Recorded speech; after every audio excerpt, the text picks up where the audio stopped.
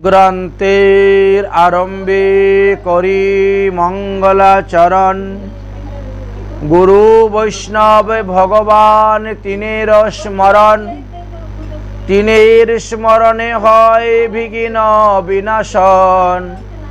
অনায়াসে হয় নিজ বাঞ্ছিত পূরণ। সচিদানন্দ রূপায় বিশ্ব উৎপত্তাদি হেতবে তাপত্রয় বিনাশায় শ্রীকৃষ্ণায় বয়ম নমঃ। ভগবান শ্রীকৃষ্ণ হলেন সচিদানন্দ, অর্থাৎ তিনি পরিপূর্ণতম সৎপুরুষ, পরিপূর্ণ অচিত পুরুষ এবং পরিপূর্ণতম আনন্দ পুরুষ। তাই তিনাকে সচিদানন্দ বলা হয়েছে। তাই সচিদানন্দ ভগবান এক এক অবতারে এক এক রূপ নিয়ে আসছেন। যেমন আমরা দেখতে পাই ত্রেতা যুগে তিনি মর্যাদা পুরুষোত্তম রূপে এসেছেন, সেই দাপর যুগে তিনি লীলা পুরুষোত্তম রূপে এসেছেন, আর কলিযুগে তিনি গৌরসুন্দর রূপে প্রেম পুরুষোত্তম রূপে এসেছেন। গোবিন্দ লীলা মাধুরী এমনই শক্তি যে ব্রহ্মানন্দী আত্মানন্দীকে পর্যন্ত আকর্ষণ করে এনে তিনার নাম প্রেম আস্বাদনে ডুবিয়ে দেয়। তাই সর্বশক্তিমান ভগবান শ্রীকৃষ্ণকে আমরা দণ্ডবত প্রণাম করে আজকের পাঠের বিষয়বস্তু আস্বাদন করতে যাব। শৌনকাদি মুনিগণ সুতমুনিকে প্রশ্ন করেছিলেন যে জীবের কল্যাণের জন্য এই কলিযুগে শ্রেষ্ঠ ধর্ম কি? কলিহত জীব কিভাবে সাধন ভজন করলে অতি তাড়াতাড়ি ভগবত পাদপদ্ম লাভ করতে পারবেন, পূর্ব জন্মের পাপ তাপ অপরাধ থেকে মুক্ত হইতে পারবেন? সেই প্রশ্নের উত্তর দিতে গিয়ে তিনি বললেন যে একমাত্র ভাগবত ধর্মই হলো শ্রেষ্ঠ ধর্ম এবং শ্রীকৃষ্ণের ভজনই হলো শ্রেষ্ঠ ভজন। কারণ তখন ভগবানের মুখ্য 24টি অবতারের কথা বললেন। বলার পরে গিয়ে কি বললেন যে এতেই চাংশু কলা পুংসু কৃষ্ণস্তু ভগবান স্বয়ং। ভগবানের মুখ্য 24টি অবতারের কথা বর্ণন করে শেষে এই কথাই বললেন যে এতেই চাংশু কলা পুংসু কৃষ্ণস্তু ভগবান স্বয়ং। তাহলে কৃষ্ণ হলেন স্বয়ং ভগবান। শুধু স্বয়ং ভগবান নয়, তিনি পরম ঈশ্বর, এই কথা বলে গিয়েছেন। ঈশ্বর পরম কৃষ্ণ সচিদানন্দ বিগ্রহ অনাদির আদি গোবিন্দ সর্বকারণ্য কারণম। এই জন্য বলেন শ্রীকৃষ্ণ হলেন অনাদির আদি গোবিন্দ, তিনার পূর্বে আর কেউ ছিল না।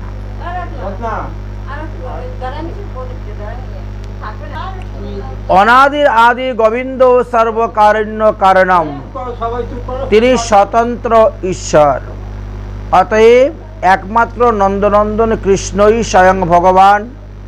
তাই সুতমুনি শ্রীকৃষ্ণ চরণে দণ্ডবত প্রণাম জানিয়েছিলেন। ভগবান শ্রীকৃষ্ণ হলেন সমস্ত দেবতাদের মূল। যেভাবে গাছের গোড়াতে জল দিলে পরে গাছের স্কন্ধ, ভুজ, শাখা, প্রশাখা, ফুল, ফল, পাতা সব তৃপ্ত হয়, সেই রকমভাবে ভগবান শ্রীকৃষ্ণকে প্রণাম করলে, ভগবান শ্রীকৃষ্ণকে পূজা করলে 33 কোটি দেবতাদেরই পূজা করা হয়ে যায়। যথা তরুমূল নিষেচেন তিপিতন্তি তৎস্কন্দ ভুজ শাখা উপশাখা। দেখেছেন, এই জন্য কৃষ্ণ ভজনের কথাই বর্ণন করে গিয়েছেন। অন্যান্য দেবতারা তো ডালপালা স্বরূপ, কৃষ্ণ হলেন মূল স্তম্ভ, বৃক্ষের মূল। যত পূজনেন বিধুনাং পিতরু অপি চিতাশ্চ তুষ্টং ভবতি ঋষি ভূত শল্যপাল সর্বগ্রহস্তর নিঃসম্য কুব্জা দীনং মুখম গোবিন্দম আদি পুরুষম তমহম ভজামি। যাহারা দেবতাদের পূজা করে, দেবতাদেরকে সন্তুষ্ট করতে যাচ্ছেন, যারা পিতৃগণের পূজা করে পিতৃদেরকে সন্তুষ্ট করতে যাচ্ছেন, যারা ঋষিদেরকে পূজা করে ঋষিগণকে সন্তুষ্ট করতে যাচ্ছেন, যারা লোকপালদেরকে পূজা করে লোকপালগণকে সন্তুষ্ট করতে যাচ্ছেন, যাহারা অন্যান্য দেবদেবীর পূজা করে তাদেরকে সন্তুষ্ট করতে যাচ্ছেন, সেই সমস্ত দেবদেবীগণ, ঋষিগণ, মনুষ্যগণ, আদি পিতৃপুরুষগণ সবাই সন্তুষ্ট হয়ে যান গোবিন্দের পূজা করলে। গোবিন্দের ভজনা করলে সবাই সন্তুষ্ট হয়ে যান, পৃথক পৃথকভাবে আর পূজা করার প্রয়োজন হয় না। যেহেতু শ্রীকৃষ্ণ অনাদিকাল থেকেই তিনি বিদ্যমান, তাহার পক্ষে শ্রেষ্ঠ সর্বসাধ্য আর কোনো পুরুষ নাই। অতএব কৃষ্ণস্তু ভগবান স্বয়ং। ততু অস্মিন লোকে বেদে চ প্রতীতম পুরুষোত্তমম। এই কারণে শ্রীকৃষ্ণকেই পুরুষ উত্তম বলা হয়েছে, আর কেউ পুরুষোত্তম হইতে পারেন নাই। অন্য কাউকেও পুরুষোত্তম বলা যায় না।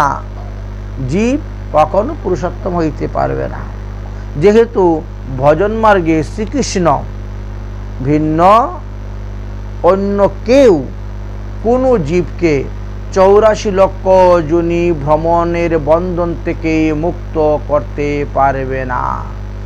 একমাত্র তিনি আমাদেরকে মুক্ত করতে পারবেন। এই জন্য শ্রীকৃষ্ণকে পুরুষোত্তম বলিয়া বিশেষভাবে বর্ণন করে গিয়েছেন ঋগ্বেদে। কৃষ্ণ উপনিষদে লেখা আছে, কৃষ্ণ বৈ সচিদানন্দ ঘন, কৃষ্ণ আদি পুরুষ, কৃষ্ণ পুরুষোত্তমম, কৃষ্ণ হাহু কর্মাদি মূলম, কৃষ্ণ সৌতু সর্বে কর্য, কৃষ্ণ কর্ষং কৃষাদি মুখম প্রভুম পূজ্যম, কৃষ্ণ অনাদিম অস্তিম জন্তোনি বহির্বিয়াত। ভগবান শ্রীকৃষ্ণই হলেন সব কিছু। এই বিশ্ব ব্রহ্মাণ্ডে যা কিছু দেখতেছেন তিনার থেকেই সৃষ্টি হয়েছে, আবার তিনার মধ্যেই সব কিছু লয় হয়ে যাবে। কৃষ্ণ মঙ্গলম লভতে কীর্তিভি। শ্রীকৃষ্ণ পূজার দ্বারাই জীবের মঙ্গল হইয়া থাকে।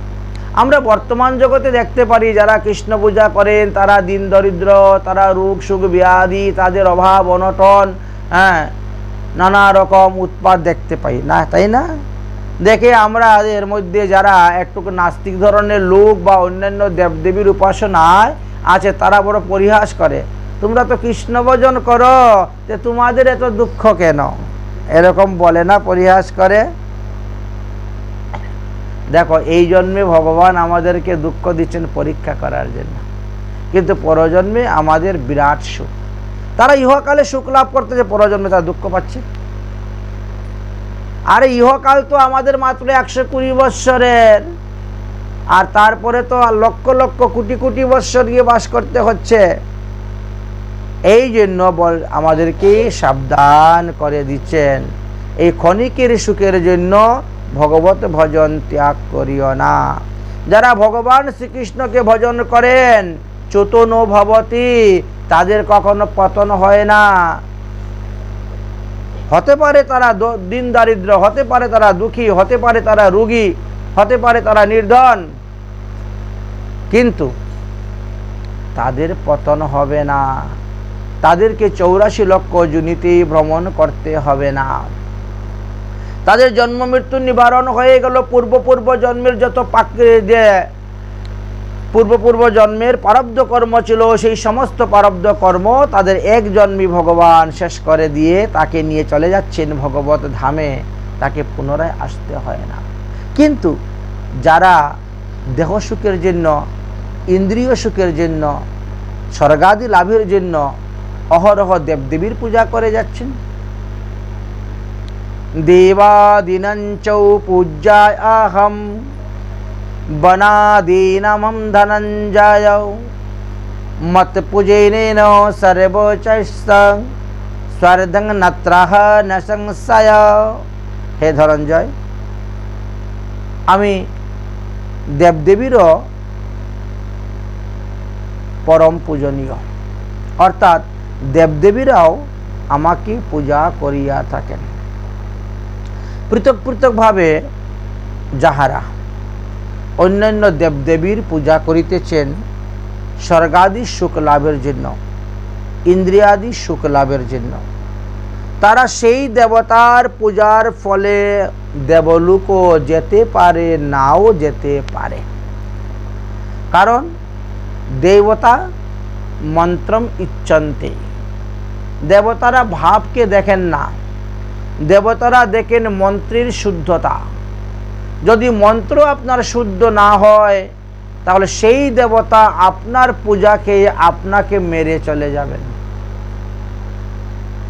এমনই হয়ে থাকে। জানতি দেবব্রতা দেবান পিতৃন জানতি পিতৃব্রতাঃ ভূতানি জানতি ভূতেজ্জা জানতি সদিজাদীনোऽপি মাম। দেবতার ব্রত যারা করছেন, দেবতাদের জন্য যারা উপাসনা করে যাচ্ছেন, যারা দেবতার পূজা করছেন, তারা ওই দেবতার কৃপাতে তিনি মৃত্যুর পরে দেবলোকেই যাইবেন। যারা পিতৃগণের পূজা করে যাচ্ছেন পিতৃলোকের আশীর্বাদে, তারাও মৃত্যুর পরে পিতৃলোকে যাইবেন। যারা ভূত প্রেতাদি অপদেবতাগণের পূজা করে যাচ্ছেন, তারাও মৃত্যুর পরে ভূত প্রেতাদি লোকে গমন করিয়া থাকেন। কিন্তু এই তিন ধরনের ব্যক্তিকেই পুনরায় পৃথিবীতে পতন করিতে হবে। আব্রহ্ম ভুবনাৎ লোকা, ব্রহ্মলোক পর্যন্ত যদি কেউ তপস্যা করে গিয়ে পৌঁছে যায়, তথাপিও সেখান থেকে তাকে পুনরায় পৃথিবীতে পতন হয়ে থাকে। ভগবান ছাতি ঠুকে বলছেন, বুক ঠুকে, আমার ভক্ত যারা, যারা আমার মন্ত্র জপ করে, যারা আমার তন্ত্র করে, যারা আমার উপাসনা করে, যারা আমার আরাধনা করে, যারা আমার উদ্দেশ্যে ব্রত করে, তাদেরকে কিন্তু আর পতন হবে না। ন অচ্যুতম, তাদেরকে চ্যুত হইবে না। এবং ভগবান হলেন ভাবগ্রাহী, তিনি মন্ত্রশুদ্ধ দেখেন না। ভগবান হলেন ভাবগ্রাহী। ভাব ইচ্ছন্তি ভগবান, মন্ত্রম ইচ্ছন্তি দেবতা, বিধি ইচ্ছন্তি পিতৃব। এই তিন ধরনের আমরা ভজনের কথা দেখতে পাই। ভগবান তো ভাব দেখেন। মন্ত্র যদি আপনার ভুল হয়, ক্রিয়াতে যদি আপনার ভুল হয়, মুদ্রাতে যদি আপনার ভুল হয়, তথাপিও ভগবান সাদরে গ্রহণ করবেন যদি তোমার ভক্তিটা ঠিক থাকে। ভক্তি যদি ঠিক থাকে, ভগবান বারবার বলছেন যে পত্রং পুষ্পং ফলম তুয়ম যে মে ভক্তা প্রয়শ্চতি তদহম ভুক্তম অপরিতমম অশ্নুতিং প্রযত্না মনা। যিনি ভক্তিপূর্বক একটা তুলসী পাতা আমাকে দান করবে, যে ভক্তিপূর্বক একটি ফুল আমাকে দান করবে, একটি ফল আমাকে দান করবে, বা এক গণ্ডূষ গঙ্গা জল আমাকে অর্পণ করিবে, আমি সেই শুদ্ধ চিত্ত নিষ্কাম ভক্তের ভক্তির দ্বারা প্রদত্ত উপহার সাদরে গ্রহণ করিয়া থাকি। উনি বিধিও দেখল না, উনি মন্ত্রশুদ্ধও দেখবে না, উনি ক্রিয়াও দেখবে না, মুদ্রাও দেখবে না। তিনি দেখেন ভাব। ভাবগ্রাহী জনার্দনম অনন্যশ্চিন্তনম যন্তু মাং যে জনম পর্যপাসন্তে তেষাং নিত্যাভিযুক্তানাম যোগক্ষেয়ম বহাম্যহম। যারা আমার জন্য সর্বদা চিন্তা করেন, যারা আমার জন্য স্ত্রী পুত্র আত্মীয় স্বজন ইষ্টি কুটুম্ব সবাইকে ত্যাগ করে দিয়েছেন, কেবল আমারই উপাসনা করতে যাচ্ছেন, আমি সর্বদা এই প্রকার একনিষ্ঠ ভক্তকে বহন করে তার খাদ্যাদি দ্রব্য দিয়ে থাকি। কারণ এরকম ভক্ত আমার অত্যন্ত প্রিয়। তার দেহ রক্ষার ভার তখন আমার উপরে অর্পিত হয়ে যায়। তাই যেন তেন প্রকারেণ আমি তাহার সমস্ত খাদ্য ব্যবস্থা করে দেই, আহার বিহারের ব্যবস্থা করে দেই, থাকার ব্যবস্থা করে দেই, তার দেহ রক্ষার দায়িত্ব তখন আমার উপরে হয়ে যায়। যাহারা অন্যান্য দেবদেবীর উপাসনা করিয়া পুণ্য অর্জন করেন, তাদের পুণ্যটা কিন্তু অস্থায়ী, এই পুণ্যটা স্থায়ী থাকে না। একমাত্র কৃষ্ণ ভজনের দ্বারা যে পুণ্য অর্জন হয়, সেই পুণ্যটা চিরস্থায়ী, অক্ষয়, অব্যয়, অমর হয়ে থাকে। অন্যান্য দেবদেবীর উপাসনার দ্বারা যে পুণ্য অর্জন করা হয়, সেই পুণ্যকে ক্ষণস্থায়ী বা অস্থায়ী বলা হয়েছে, ওটা বেশি দিন থাকে না। কি বললেন? তে তং ভুক্তা স্বর্গ লোকং বিশালম ক্ষিন্নং পুণ্যং মৈত্র লোকং বিশন্তি। সেই পুণ্যের প্রভাবে হয়তো তারা স্বর্গ পেয়েছে বা স্বর্গ সুখ তারা আনন্দ লাভ করেছে, কিন্তু পুণ্য ক্ষয় হওয়ার সঙ্গে সঙ্গে তাদেরকে পূর্ব বাসনা, পূর্ব কামনা অনুসারে তাদেরকে দেহ ধারণ করে পৃথিবীতে আসিতে হইবে, অর্থাৎ পুনর্মূষিক ভব তারা হয়ে যায়। পুনর্মূষিক ভব, এটা বড় সুন্দর একটি গল্প। মুশিক মানে কি গো? ইঁদুর। মুশিক শব্দের দ্বারা ইঁদুরকে বোঝানো হয়েছে। এক সাধুর গৃহেতে এক ইঁদুর বাস করতেন। সাধু বড় নিষ্কিঞ্চন ভজনশীল মহাত্মা। তিনি 10 ঘরে যান, রুটি ভিক্ষা করে নিয়ে আসেন, এনে ঝুলায় রেখে দেন। যখন ক্ষুধা লাগে সেখান থেকে বার করে, ইঁদুরও সেখানে ঢুকে খায়। ইঁদুরে দেখলো যে সাধু বাবা তো ওনাকে মারে না, ভয় দেখায় না, তাড়িয়ে দেয় না, যার ফলে ইঁদুরের আস্তে আস্তে সাহসটা বেড়ে গেল। সাহস বাড়তে বাড়তে বাড়তে বাড়তে কি হলো, এখন সাধু বাবা একদিকে রুটি খায়, এই ইঁদুরকে একদিকে রুটি খায়। কখনো সাধু বাবার কুলে এসে বসে যায়, কখনো পিঠের মধ্যে, ঘাড়ের মধ্যে, মাথার মধ্যে এদিক ওদিক হেঁটে ঘুরে বেড়ায়। সাধু বাবার সঙ্গে একেবারেই বন্ধুত্ব হয়ে গেছে ইঁদুরের। একদিন কি হয়েছে, সাধু বাবা বসে ভজন করতেছেন, হঠাৎ করে দেখেন ইঁদুরটা দৌড়ে এসে সাধু বাবার কুলের মধ্যে বসে গেছে। কি ব্যাপার? তোমার এত ভয় কেন? কিসের ভয়? কার ভয়ে তুমি এত ভীত হয়ে দৌড়ে আসলে? দেখলেন যে একটা বিড়াল। ও, তুমি বিড়াল দেখে ভয় পেয়েছো। বিড়াল তো বৈরী, বিড়াল তো ইঁদুর দেখলে খেয়ে ফেলবে।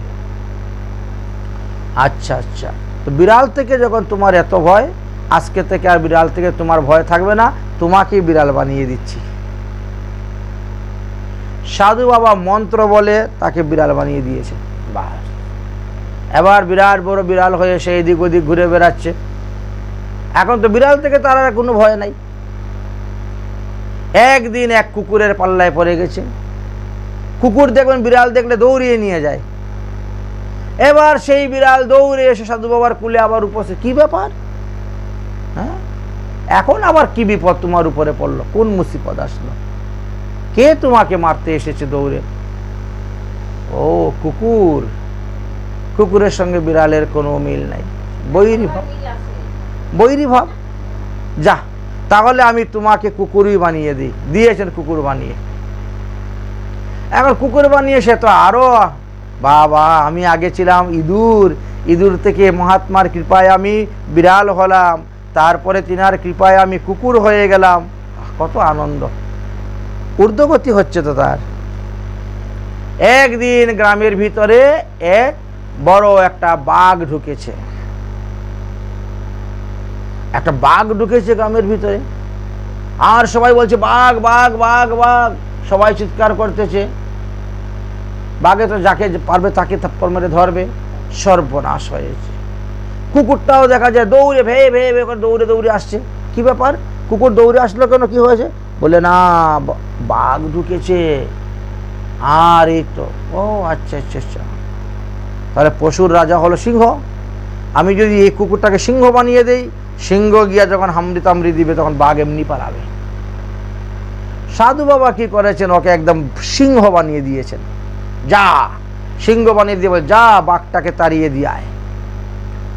এইবার সে গিয়েছে, গিয়ে তো যেমনি হাম্বি তাম্বি দিয়েছে এমনি বাঘ দৌড়তে শুরু করেছে। সর্বনাশ, আমাদের মহারাজ এসে গেছেন, পশুদের রাজা সিংহ এসে গেছেন। বাঘ তো পালিয়ে গেছে। সিংহের সঙ্গে তো বাঘে কখনো মায়ের করে না, লড়াই করে না কখনো, ভজে ভজে চলে। হ্যাঁ, ভজন, পালিয়ে গেছে।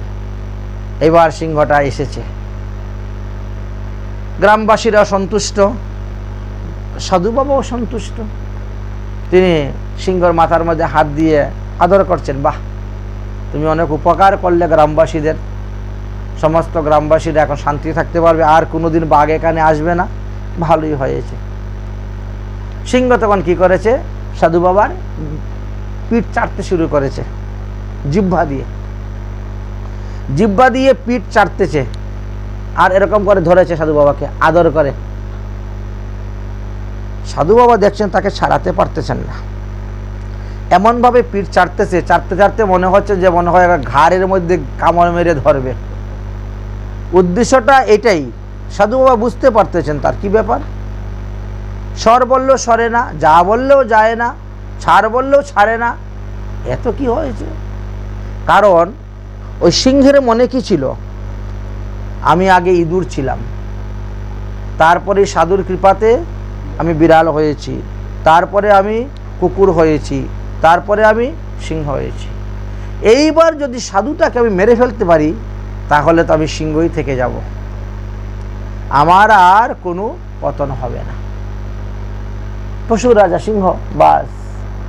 কিন্তু সাধু জীবিত থাকলে উনি ইচ্ছা করলে আমাকে যখন তাই বানাতে, যখন যা ইচ্ছা তা বানাতে পারবেন। ইচ্ছা করলে একটা পিপিলিকাও বানিয়ে দিতে পারে, একটা মাছিও বানিয়ে দিতে পারে। তো আমি যখন এত উপরে উঠেই গেছি, সিংহ হয়ে গেছি, তাহলে আর পিপিলিকার মাছি টাছি হতে যাব কেন? তাহলে এখনই তাকে খেয়ে ফেলব। কিন্তু সাধু বাবা বুঝে ফেললেন তার মনের ভাব। তিনি আস্তে আস্তে আস্তে আস্তে পঞ্চপাত্রটা কাছে এনে জল নিলেন, মন্ত্রভূত করে পুনর্মূষিক ভব। যেই জলছিটা দিয়েছেন, আবার যেই ছোট্ট ইঁদুর সেই ছোট্ট ইঁদুর হয়ে গেল। ঠিক তেমনি ভাবে ভগবান কৃপা করে আমাদেরকে এই মনুষ্য জন্ম দিয়েছেন। 84 লক্ষ যোনি ভ্রমণ করার পর আমরা এই দেবের দুর্লভ মনুষ্য জন্ম পেয়েছি। এই মনুষ্য জন্মে যদি আমরা হরিভজন না করি তাহলে আর ভগবান আমাদেরকে মনুষ্য জন্ম দিবে না। বলে, তোমাদেরকে আমি কৃপা করে মনুষ্য জন্ম দিয়েছিলাম, তোমরা আমার ভজন করে সমস্ত পাপ থেকে মুক্ত হয়ে তোমরা আমার ধামে আসবে, কিন্তু তোমরা তো আমার ভজন করলে না। তোমরা মায়ার উপাসনা করলে, মায়ার ভজন করলে, মায়াকে নিয়ে পড়ে থাকলে তো যাও, তোমাদের কর্ম অনুসারে তোমরা আবার 84 লক্ষ যোনি ভ্রমণ করো। এই জন্যই আমাদেরকে সাবধান করলেন। সাবধান করে আমাদেরকে বললেন, নশ্বরা তরাং হেতুম, এই অনশ্বর দেহ দিয়ে, অনিত্য দেহ দিয়ে নিত্য বস্তু লাভ করার জন্য যে চেষ্টা করে না, সে জীবিত অবস্থায় মৃত। এই আত্মাকে ঊর্ধ্বগতি করতে হবে, না হলে হবে না। আমাদের মধ্যে কিছু কিছু লোক আছে, তারা বলেন কি, কৃষ্ণই তো কালী হয়েছেন, তো কালী পূজা করলেই তো কৃষ্ণ পূজা করা হয়ে যায়।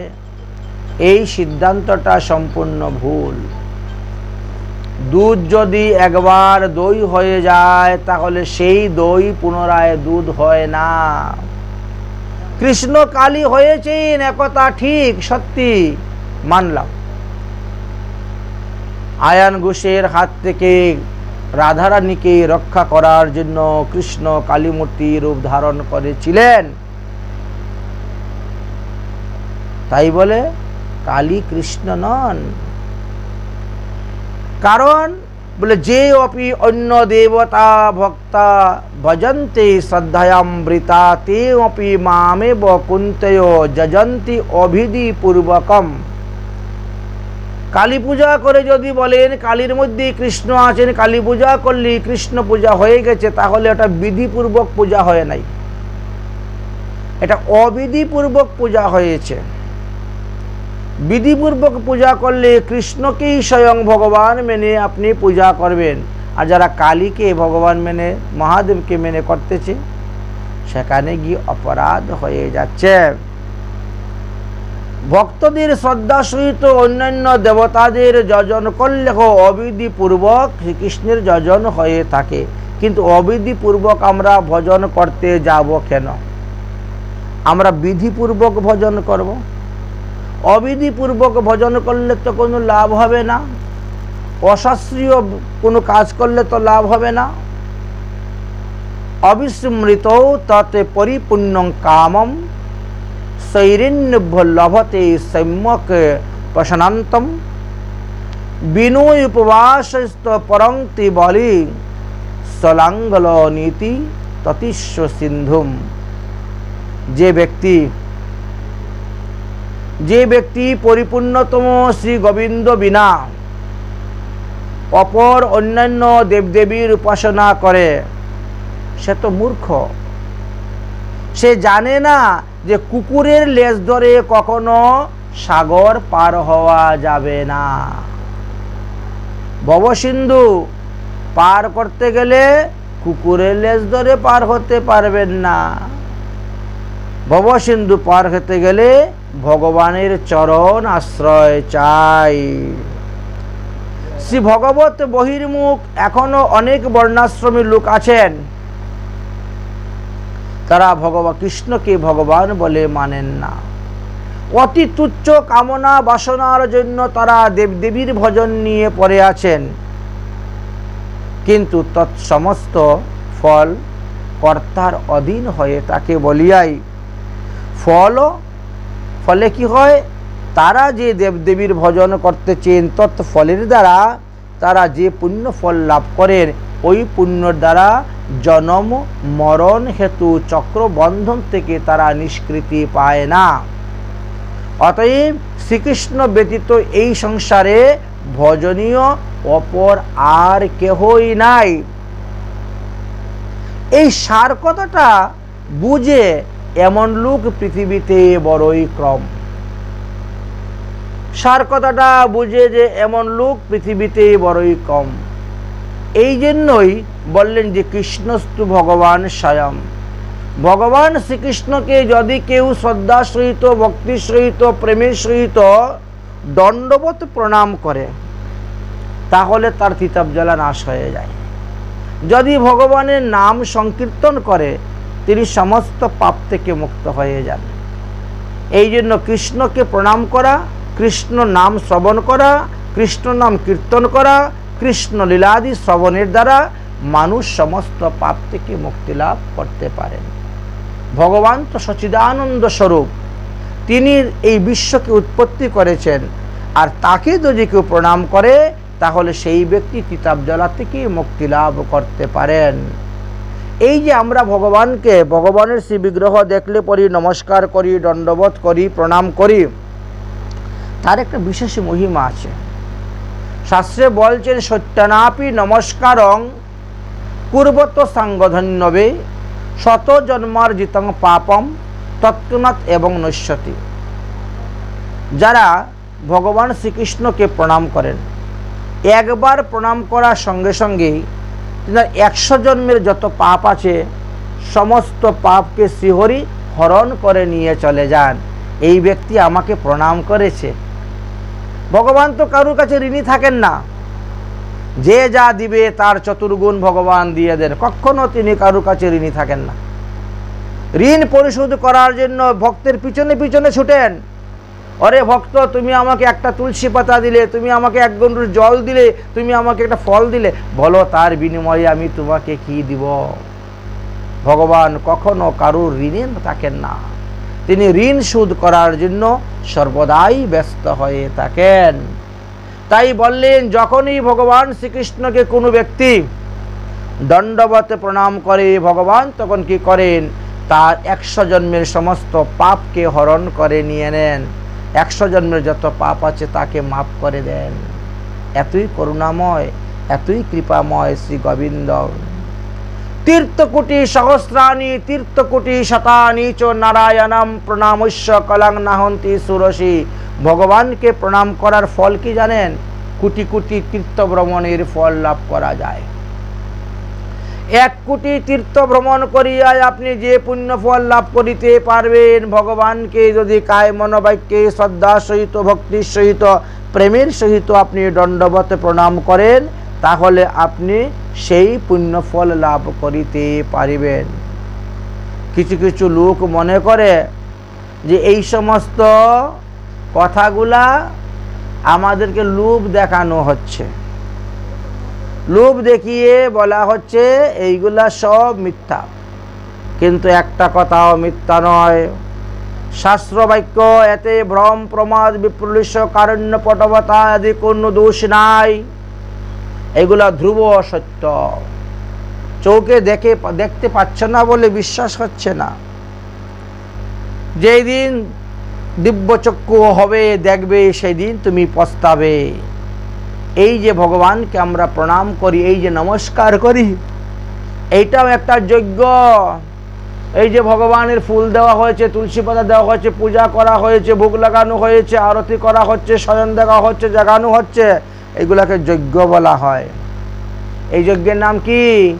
যাগ যজ্ঞ। একে যাগ যজ্ঞ বলা হয়েছে। নমস্কারং স্মৃতম যজ্ঞম সর্বযজ্ঞেষু চ উত্তমম নমস্কারেণ চৈ একন নরম প্রপ্তম হরিম ভজেৎ।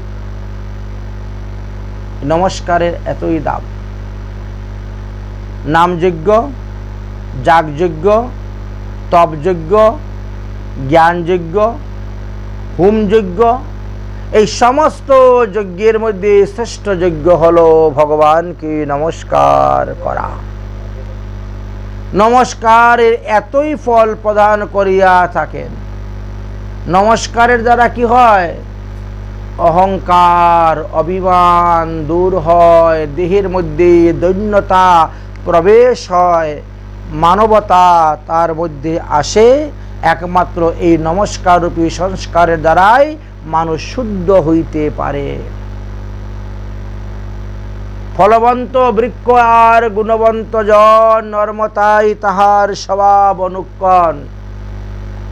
তাই ভগবানকে প্রণাম করুন। কৃত্বা বিবহুষ পাপম নারো মোহ সমম্বিতম। আমরা লোভের বশীভূত হইয়ে, কামের বশীভূত হইয়ে, ক্রোধের বশীভূত হইয়ে কতবিধ না পাপ করে যাচ্ছি। মনের দ্বারা, বাক্যের দ্বারা, দেহের দ্বারা আমরা যে সমস্ত পাপ করে যাচ্ছি। যারা প্রতিদিন শ্রীহরিকে প্রণাম করবেন, তিনার প্রতিদিনের পাপ প্রতিদিনই নষ্ট হয়ে যাচ্ছে। তাকে পাপ করা সত্ত্বেও নরকে যেতে হচ্ছে না। নরকে ন জানতি নরকং নত্বা সর্ব পাপ হরৌ হরি। ভগবানের এক নাম হরি, কারণ তিনি জীবের সমস্ত পাপকে হরণ করে নিয়ে চলে যান। তাই তো ভগবানের নাম হরি। হরি মানে হরণ করা। ভগবান সব চুরি করে নিয়ে চলে যান। শুধু খালি মাখন চুরি নয়, বসন চুরি নয়, মন চুরি নয়, উপরন্ত সমস্ত ভক্তির অপরাধ, পাপ, তাপকে হরণ করে নিয়ে যান। ব্রজে প্রসিদ্ধ নবনীত চৌরম গোপাঙ্গনানাম দুর্কুল চৌরম অনেক জন্মার্জিত পাপ চৌরম চৌরাগ্র গণ্যম পুরুষম নমামি। তাই ভগবান শ্রীকৃষ্ণকে যারা উপাসনা করেন, তাদের পিতৃকুল, মাতৃকুল, শ্বশুরকুল সবাইকেই ভগবান উদ্ধার করে দেন। পিতৃপক্ষের 7 পুরুষ, মাতৃপক্ষের 7 পুরুষ, পত্নীপক্ষের 7 পুরুষ, শ্বশুরকুলের 21 কুল উদ্ধার করে দেন। আমরা যখন ভগবানকে দণ্ডবত প্রণাম করব, তখন কেউ পঞ্চঙ্গ দিয়ে প্রণাম করবেন, কেউ ষষ্ঠ অঙ্গ দিয়ে প্রণাম করেন, অষ্টাঙ্গ দিয়ে প্রণাম করেন, কেউ বা 2 হাত জোর করে প্রণাম করেন, কেউ বা শুধু মুখে মুখেই বলেন দণ্ডবত প্রণাম। মানসিকভাবে এই চারভাবে আমরা প্রণাম করিয়া থাকি।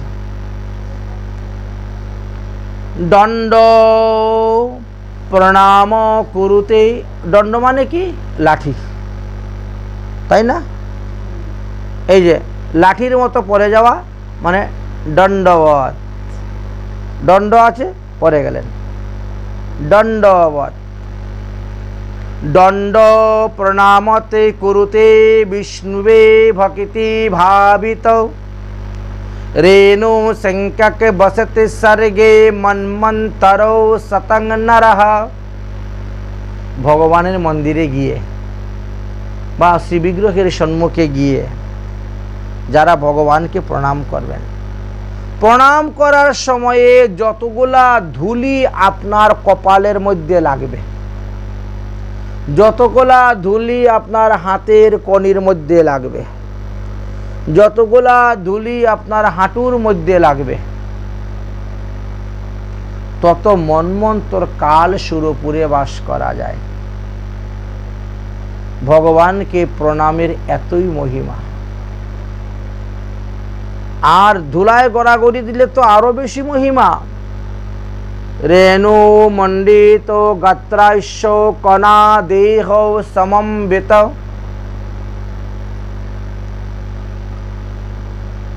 রেণু মণ্ডিত গাত্রস্য কণা দেহ ভবন্তি যৎ বর্ষ সহস্রাণি তো বিষ্ণু লোকং মহীয়তে।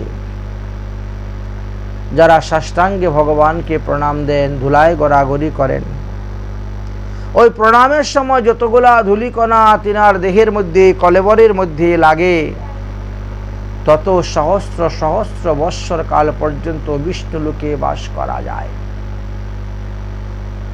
10টা অশ্বমেধ যজ্ঞ যে ব্যক্তি করেছে তাকেও পুনরায় মাতৃগর্ভে এসে জন্মগ্রহণ করতে হয়। কিন্তু যারা সর্বদা ভগবান শ্রীকৃষ্ণকে প্রণাম করে যাচ্ছেন, শ্রীকৃষ্ণস্য প্রণামামি ন পুনর্ভবায়, যারা শ্রীকৃষ্ণকে প্রণাম করে যাচ্ছেন তাদেরকে আর মাতৃগর্ভে এসে জন্মগ্রহণ করতে হবে না। প্রণামের এমনই মহিমার কথা বললেন, যার কারণে শ্রীমদ্ ভাগবত মহাপুরাণে প্রথমেই দেখলেন ভগবান শ্রীকৃষ্ণকেই প্রণাম করে গিয়েছেন। ভাগবত একটি সুসিদ্ধান্ত গ্রন্থ, তাতে কোনো অপসিদ্ধান্ত নাই, কোনো কুসিদ্ধান্ত নাই, কেবল খালি সুসিদ্ধান্ত ও সুসিদ্ধান্তই লেখা আছে। এই জন্য ভাগবতকে কি বলা হয়েছে? নিগম কল্প তরুর গলিত ফলম।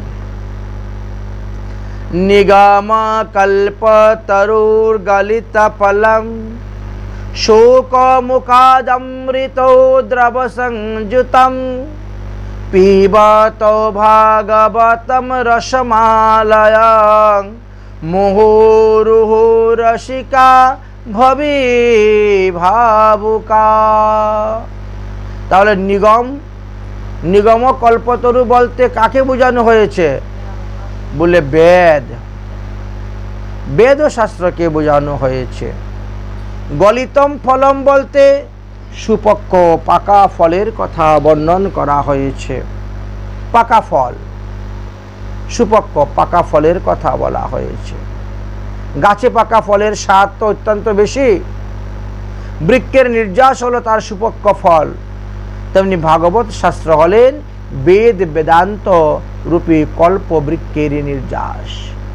বেদ শাস্ত্র কতখানি মিষ্টি, এটা কেমন করে আস্বাদন করবেন? বলে ভাগবত অধ্যয়ন করলে পরেই আপনি তাহা আস্বাদন করতে পারবেন, না হলে তাকে আস্বাদন করা যাবে না। বেদাবা বেদশ্রুতিকে কল্পবৃক্ষ বলা হয়েছে কেন? বলে শ্রীমদ্ ভাগবত শাস্ত্রকে কেন তার সুপক্ষ ফল বলা হয়েছে? বলে কল্পবৃক্ষ বলতে আমরা কি বুঝি? যে বৃক্ষ তাহার নিজস্ব ফল ছাড়াও অন্য যে কোনো ফল চাইলেই দিতে পারেন, তাকে কল্পবৃক্ষ বলা হয়েছে। যেমন একটি আম গাছ যদি তার ভজন ফলে, তার কর্মফলে বা কোনো মহাপুরুষের কৃপাতে সে আম গাছটি কল্পবৃক্ষ হয়ে যায়, তাহলে সে নিজস্ব ফল আম বৃক্ষ ছাড়াও কাঁঠাল, জাম বা অন্যান্য ফলও তিনি দিতে পারবেন, তবেই তো তাকে কল্পবৃক্ষ বলা হয়। ঠিক তেমনিভাবে নিগম অর্থাৎ বেদ হলেন কল্পতরু, কিন্তু তিনি তার নিজস্ব ফল ছাড়াও অন্য যে কোনো ফল দিতে পারেন। যেমন কেউ চায় আয়ু বৃদ্ধি, কেউ যশ বৃদ্ধি, কেউ ধনবৃদ্ধি, কেউ রোগ আরোগ্য, কেউ পুত্র সন্তান লাভ, কেউ অর্থ লাভ, কেউ স্বর্গপ্রাপ্তি লাভ। তো বেদে এইভাবে যাগ যজ্ঞ তপস্যা ব্রত বিধান দেওয়া আছে, যে যেভাবে করতেছেন সেটাই পাচ্ছেন। সোমযাগ করলেই মানুষ স্বর্গ পাচ্ছে, পুত্রশ্রী যজ্ঞ করলেই পুত্র সন্তান পাচ্ছে। বেদ কল্পবৃক্ষর ন্যায় ফল প্রদান করিয়া থাকেন। নিজস্ব ফল তো তার একটা আছেই, আর সেই নিজস্ব ফল শ্রীমদ্ ভাগবত শাস্ত্র। শ্রীমদ্ ভাগবত শাস্ত্রে কি আছে বলে, শ্রী গোবিন্দের লীলামৃতির কথা বর্ণন করা আছে। যে গোবিন্দের লীলামৃত শ্রবণ করবেন তিনি সমস্ত পাপ থেকে মুক্ত হয়ে যান। বেদশ্চ সর্বেরহমেব বেদম বেদান্ত কৃত্যৌ বেদবেত চাহেন্নম। সকল বেদ, সকল মন্ত্র, সকল যজ্ঞ ভগবান শ্রীকৃষ্ণকে প্রতিপাদন করে যাচ্ছেন। ভগবান শ্রীকৃষ্ণই বেদান্তকৃত, ভগবান শ্রীকৃষ্ণই বেদবিদ। অতএব ভগবানকেই বেদে উপাসনার কথা বলে গিয়েছেন।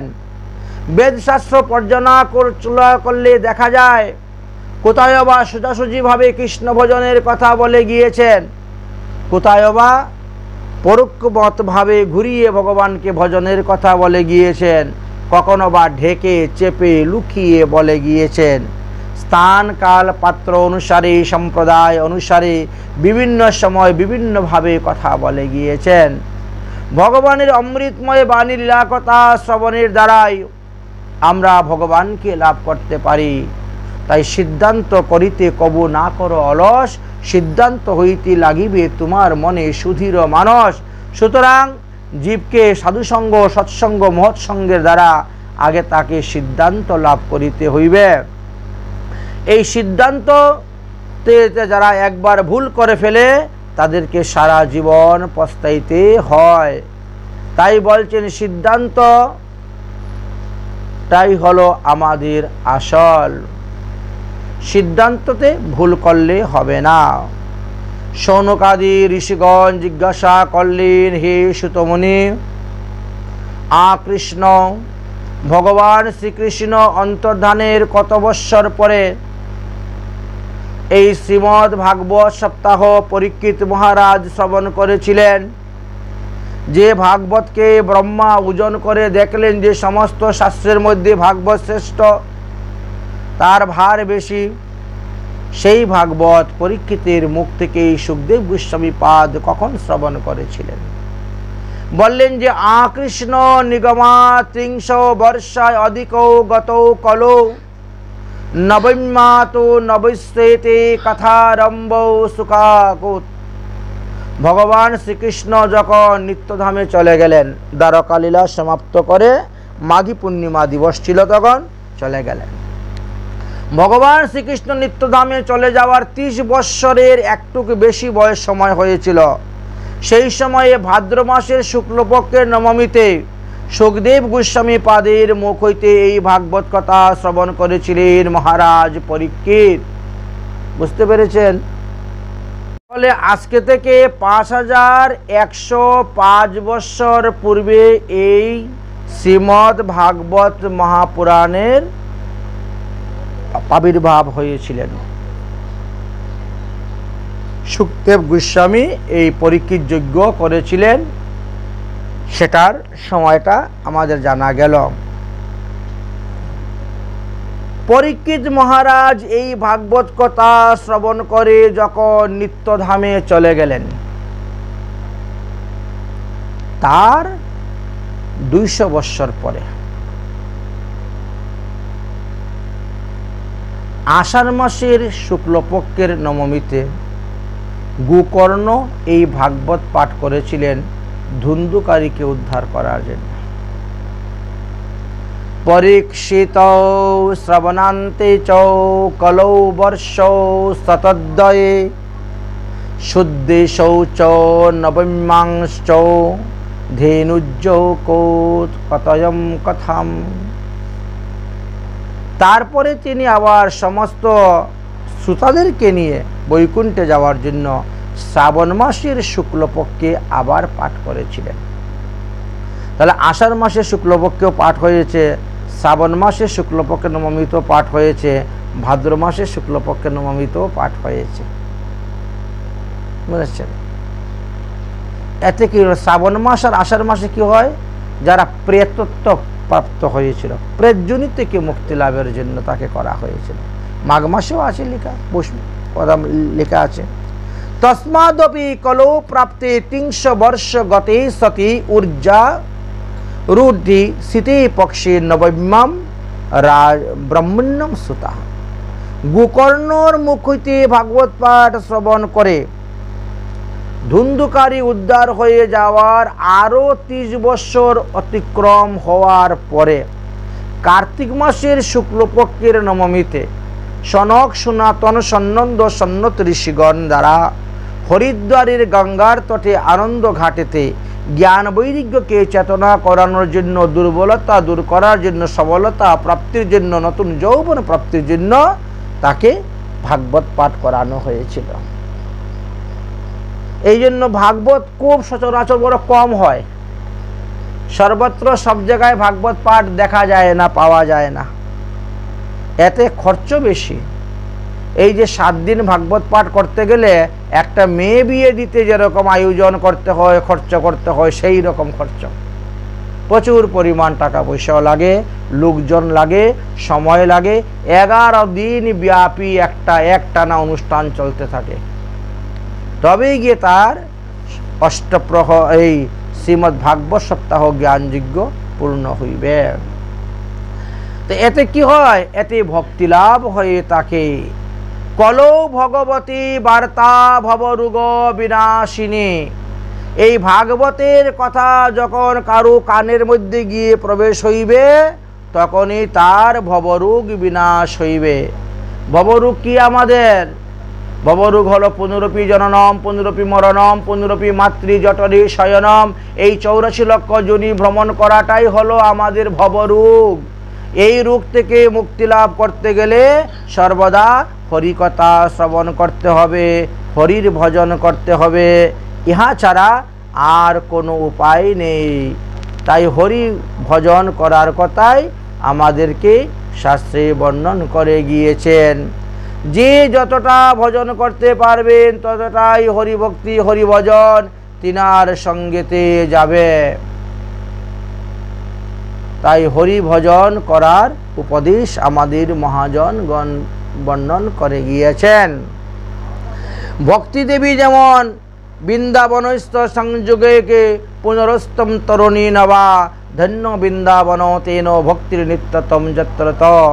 ভক্তি দেবী যেমন বৃন্দাবন ধামে যাওয়ার সঙ্গে সঙ্গে নবীনতা প্রাপ্তি হয়েছেন, আমরাও ঠিক তেমনিভাবে শ্রীধাম বৃন্দাবনে যদি যাই তাহলে আমরাও ভক্তি লাভ করিতে পারি।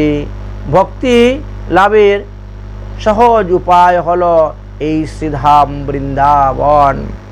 এই বৃন্দাবন ধামে গেলে পরে কি হয়, ভগবান রাধারানীর কৃপাতে আমরা অনেক কিছু জানতে পারি, অনেক কিছু শিখতে পারি, অতি সহজে ভগবান পদপদ্ম আমরা লাভ করতে পারি। কারণ রাধারানীর একটা বিশেষ কৃপা আছে। মহাজনগণ কি বলছেন? কৃপা করেঙ্গে রাধা রানী শ্রী বৃন্দাবন যাও, কৃপা করেঙ্গে রাধা রানী শ্রী বৃন্দাবন যাও। রাধে রাধে রাধে রাধে রাধে রাধে গাও, রাধে রাধে রাধে রাধে राधे राधे गाओ। कृपा करेंगे राधा रानी श्री वृंदावन जाओ। कृपा करेंगे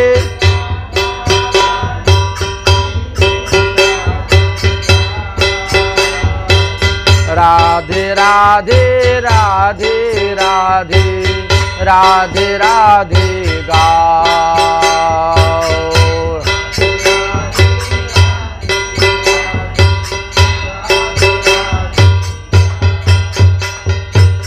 राधे राधे जो कोई गावे जीवन सफल बनावे। राधे राधे जो कोई गावे जीवन सफल बनावे। राधा नाम की रस की धारा से सब पाप कट जावे। राधा नाम की रस की धारा से सब पाप कट जावे। झूम झूम के राधा नाम को, झूम झूम के राधा नाम को मस्ती में तुम गाओ। राधे राधे राधे राधे राधे राधे गाओ। राधे राधे राधे राधे राधे राधे गाओ। कृपा करेंगे राधा रानी श्री वृंदावन जाओ।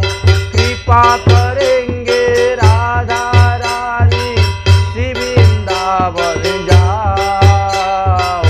राधे राधे राधे राधे राधे राधे गाओ। राधे राधे राधे राधे राधे राधे गाओ।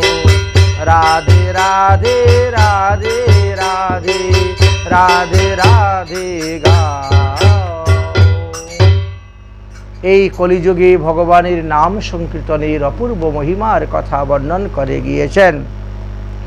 যৎফলং নাস্তি তপস্যা ন যুগেন সমাধিনা তৎফলং লভেতে সৌম্য কলৌ কেশব কীর্তনাৎ। সত্য যুগে যজ্ঞ করে ধ্যান করে তপস্যা করে মানুষ যে পুণ্যফল লাভ করতে পারে নাই, ত্রেতা যুগে যজ্ঞের দ্বারা মানুষ যে পুণ্যফল লাভ করতে পারে নাই, দাপর যুগে শতবৎসর অর্চন করে মানুষ যে পুণ্যফল লাভ করতে পারে নাই, কলিযুগের মানুষ তো হরিনাম সংকীর্তনের দ্বারাই সেই পুণ্যফল লাভ করিতে পারবেন। কৃত্যে যৎ ধ্যানতে বিষ্ণু তেতায়াং যজতে মুখৈ দাপরে পরিচর্যায়াং কলৌ চ শুদ্ধ হরি কীর্তনাৎ। শুদ্ধ হরি কীর্তনাৎ বলছেন অশুদ্ধভাবে কীর্তন করলে হবে না, শুদ্ধভাবে আমাদেরকে হরিনাম কীর্তন করিতে হইবে। সত্যযুগে ধ্যান, ত্রেতা যুগে যজ্ঞ, দাপরেতে অর্চন, কলিতে লভিবে সেই ফল করিয়া হরি সংকীর্তন। তাই হরি সংকীর্তনের দ্বারাই আমরা উত্তম ফল লাভ করতে পারব। হরের নাম হরের নাম হরের নামৈব কেবলম কলৌ নাস্তিব্য নাস্তিব্য নাস্তিব্য গতির অন্যতা। এক কৃষ্ণ নামে যত পাপ হরবে, পাপীর সাধ্য নাই তত পাপ করবে। তাই এই হরিনাম কখনো ত্যাগ করিবেন না, এই নাম কখনো ছাড়বেন না। ভগবানকে দণ্ডবত প্রণাম করবেন আর ভগবানের নাম সংকীর্তন করবেন।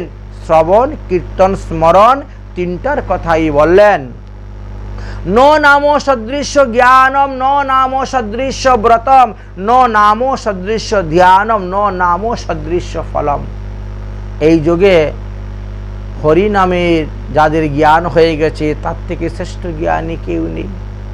এই হরি নামকে যারা জীবনের সার করে নিয়েছেন, ব্রত আছেন না, আমি এই মাসে 1 কোটি হরিনাম করব, আমি প্রতিদিন 3 লক্ষ হরিনাম করব, এই ব্রতটাকে শ্রেষ্ঠ ব্রত বলা হয়েছে। नो नामो सदृश्य ध्यानम, এই যে নাম প্রভুকে যারা ধ্যান করে করে হরিনাম করেন, তার থেকে বেশ বড় ধ্যান আর কেউ নেই। হরিনামে আপনাকে যে ফল দান করতে পারবে অন্য কেউ দিতে পারবে না। গোকুটি দানম, 1 কোটি কোটি গাভী দান করলেও আপনার সেই ফল হবে না। গোকুটি দানম গ্রহণেশ কাশী মাঘে প্রয়াগে যদি কল্পে বাসী সুবর্ণ সমতুল্য হিরণ্য দানম নতুল্যম নতুল্যম শ্রী গোবিন্দ নাম ন নাম সদৃশ শান্তি। হরিনাম করলে পরে প্রাণেতে যে শান্তি পাওয়া যায় আর কিছুর দ্বারা সেই শান্তি হয় না। ন নাম সদৃশ শান্তি, ন নাম সদৃশ দানম, ন নাম সদৃশ পুণ্যম, ন নাম সদৃশ গতি। তাই নামের দ্বারা আমরা যে গতি লাভ করতে পারি এমন গতি অন্য কিছুর দ্বারা লাভ হয় না। নামৈব পরমা ভক্তি, নামৈব পরমা মতি, নামৈব পরমা প্রীতি, নামৈব পরমা স্মৃতি। নামের এমনই মহিমা বললেন। নামৈব পরমা মুক্তি, নামৈব পরমা গতি, নামৈব পরমা শান্তি, নামৈব পরমা স্থিতি। তাই নামকে ছাড়লে হবে না। নামৈব কারণম জন্তু, নামৈব প্রভুরেব চ, নামৈব পরমারাধ্য, নামৈব পরম গুরু। তাই এই কলিযুগে হরিনাম কি শ্রেষ্ঠ হয়েছে।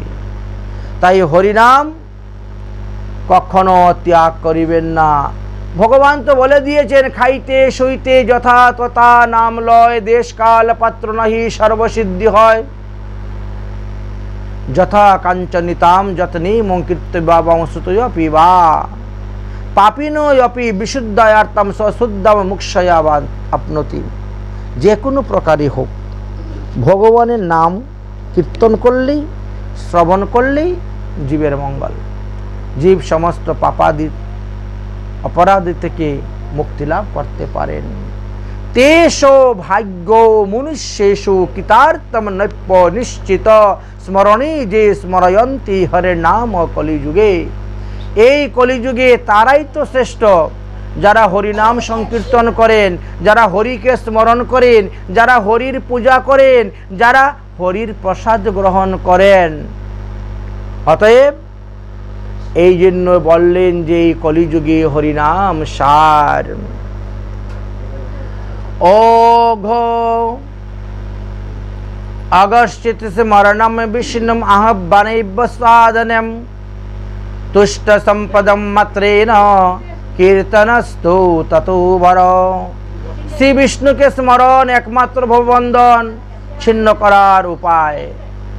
भगवान के स्मरण करले, भगवानेर सेवा करले এই দুস্তর সংসার সমুদ্র পার হওয়া তার কাছে কিছুই নয়।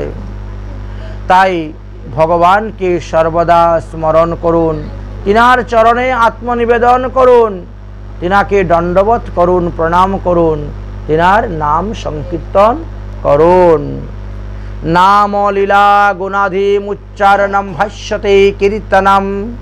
ভগবানের নাম, লীলা, গুণ উচ্চস্বরে আপনি কীর্তন করুন, উচ্চস্বরে বর্ণন করুন।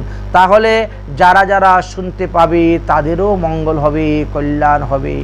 সহস্র নামনা পুণ্য নাম তীরত্রাবৃতি হং পুণ্যহং ফলম একাবৃতি তো কৃষ্ণস্ত নামৈবতে প্রয়শ্চতেও। নামের মহিমার কথা আলোচনা করে গিয়েছেন, বিভিন্ন ভাবে নামকে বর্ণন করে গিয়েছেন নামের মহিমার কথা। রটন্তি হেলায়া বাপি তে কর্তানার্তম সংশয়। যেভাবেই হোক আমরা ভগবানের নাম করি না কেন তাতেই আমাদের কল্যাণ, নাম তার ক্রিয়া করে যাবে। শ্রীমদ্ ভাগবত মহাপুরাণে বললেন, সংকেতং পরিহাস্যম স্তুবম হেলনমেব বা বৈকুণ্ঠ নাম গ্রহণম শশাগ্রহর বিদু। সংকেত করিয়া হোক আর পুত্রাদির লোকের নাম হোক, স্থানের নাম হোক, হেলায় অবহেলায় যেভাবেই ভগবানের নাম করবেন সেভাবেই আপনার কল্যাণ হইবে। মধুরম মধুরম এতৎ মঙ্গলম মঙ্গলানাম ফলতো নির্মগ্নম বাল্পি সা ফলম চিত্ত স্বরূপম सक्रिदापि परिग्रतिम सद्दया हेलेयावां गुण बरंग नरौ स्नाता पुनयायम कृष्णनम। भगवान श्री कृष्णेर नाम শ্রবণ করলেই মঙ্গল, কীর্তন করলেই মঙ্গল, শুনলেই মঙ্গল। এ মধুর হইতে মধুরতর সকল নিগম লতার মনোহল ফলস্বরূপ হলেন এই হরিনাম সংকীর্তন। তাই এই হরিনাম সংকীর্তনকে কখনো ছেড়ো না, ছেড়ো না, ছেড়ো না। এই হরিনাম আপনার কি করবে? আপনার দেখেন কতগুলো উপকার করবে। মহাপ্রভু হরিনামের মহিমার কথা বর্ণন করতে গিয়ে মহাপ্রভু নিজের মুখে তিনি শিক্ষাষ্টকের আলোচনা করতে গিয়ে প্রথমেই তিনি কি বললেন?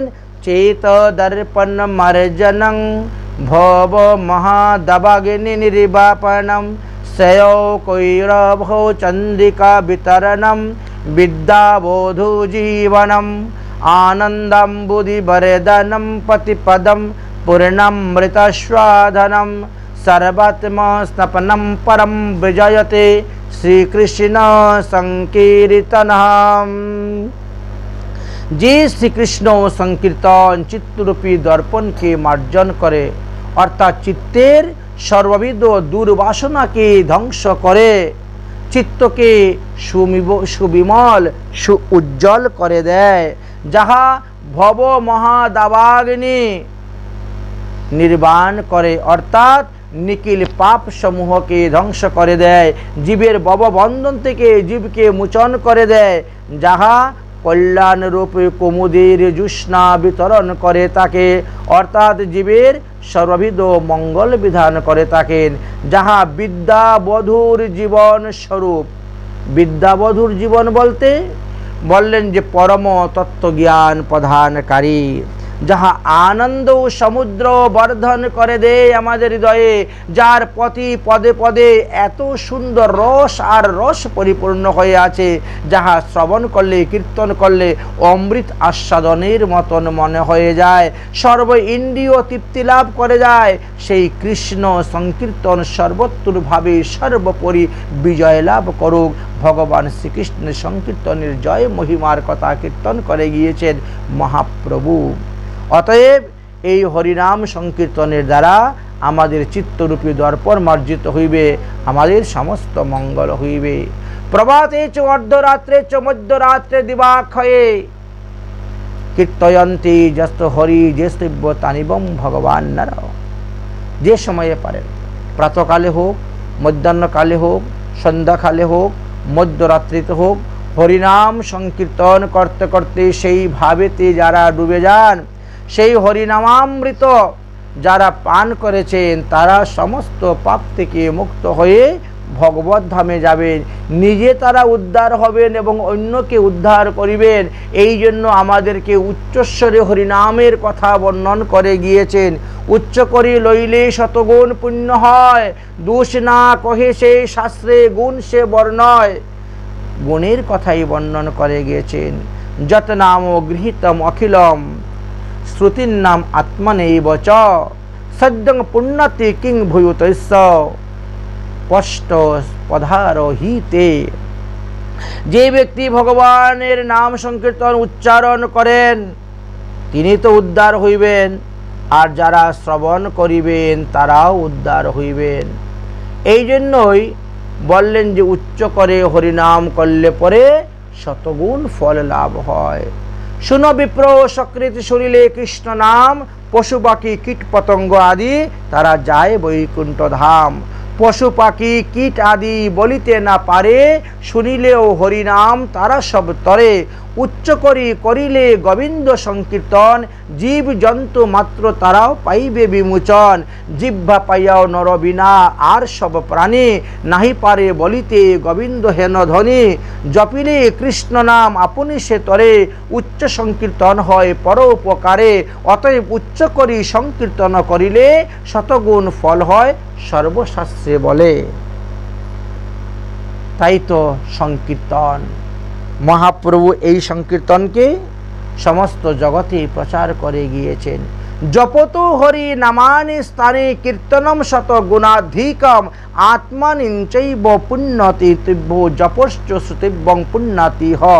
জপকর্তা হইতে উচ্চ সংকীর্তনকারী শতগুণ ফল ধরে পুরাণেতে বাখানে। পুরাণে এই কথাই উল্লেখ করে গিয়েছেন। যিনি হরিনাম জপ করেন তাহা হইতে উচ্চ সংকীর্তনকারীকে শ্রেষ্ঠ বলা হয়েছে। সর্বত্র শান্তি যুক্তস্য দেব দেবস্য চক্রেণ যথাভি রুচতে নাম ততে সর্বেষু কীর্তয়।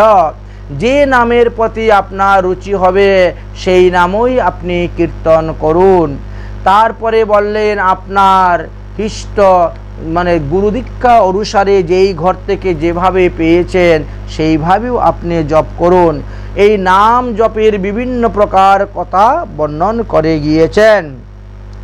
जिस देश में जिस भेष में परिवेश में रहो, जिस देश में जिस भेष में परिवेश में रहो, राधा रमन राधे राधे कहो, राधा रमन राधे राधे कहो। जिस काम में जिस धाम में जिस ग्राम में रहो, जिस काम में जिस धाम में जिस ग्राम में रहो, राधा रमन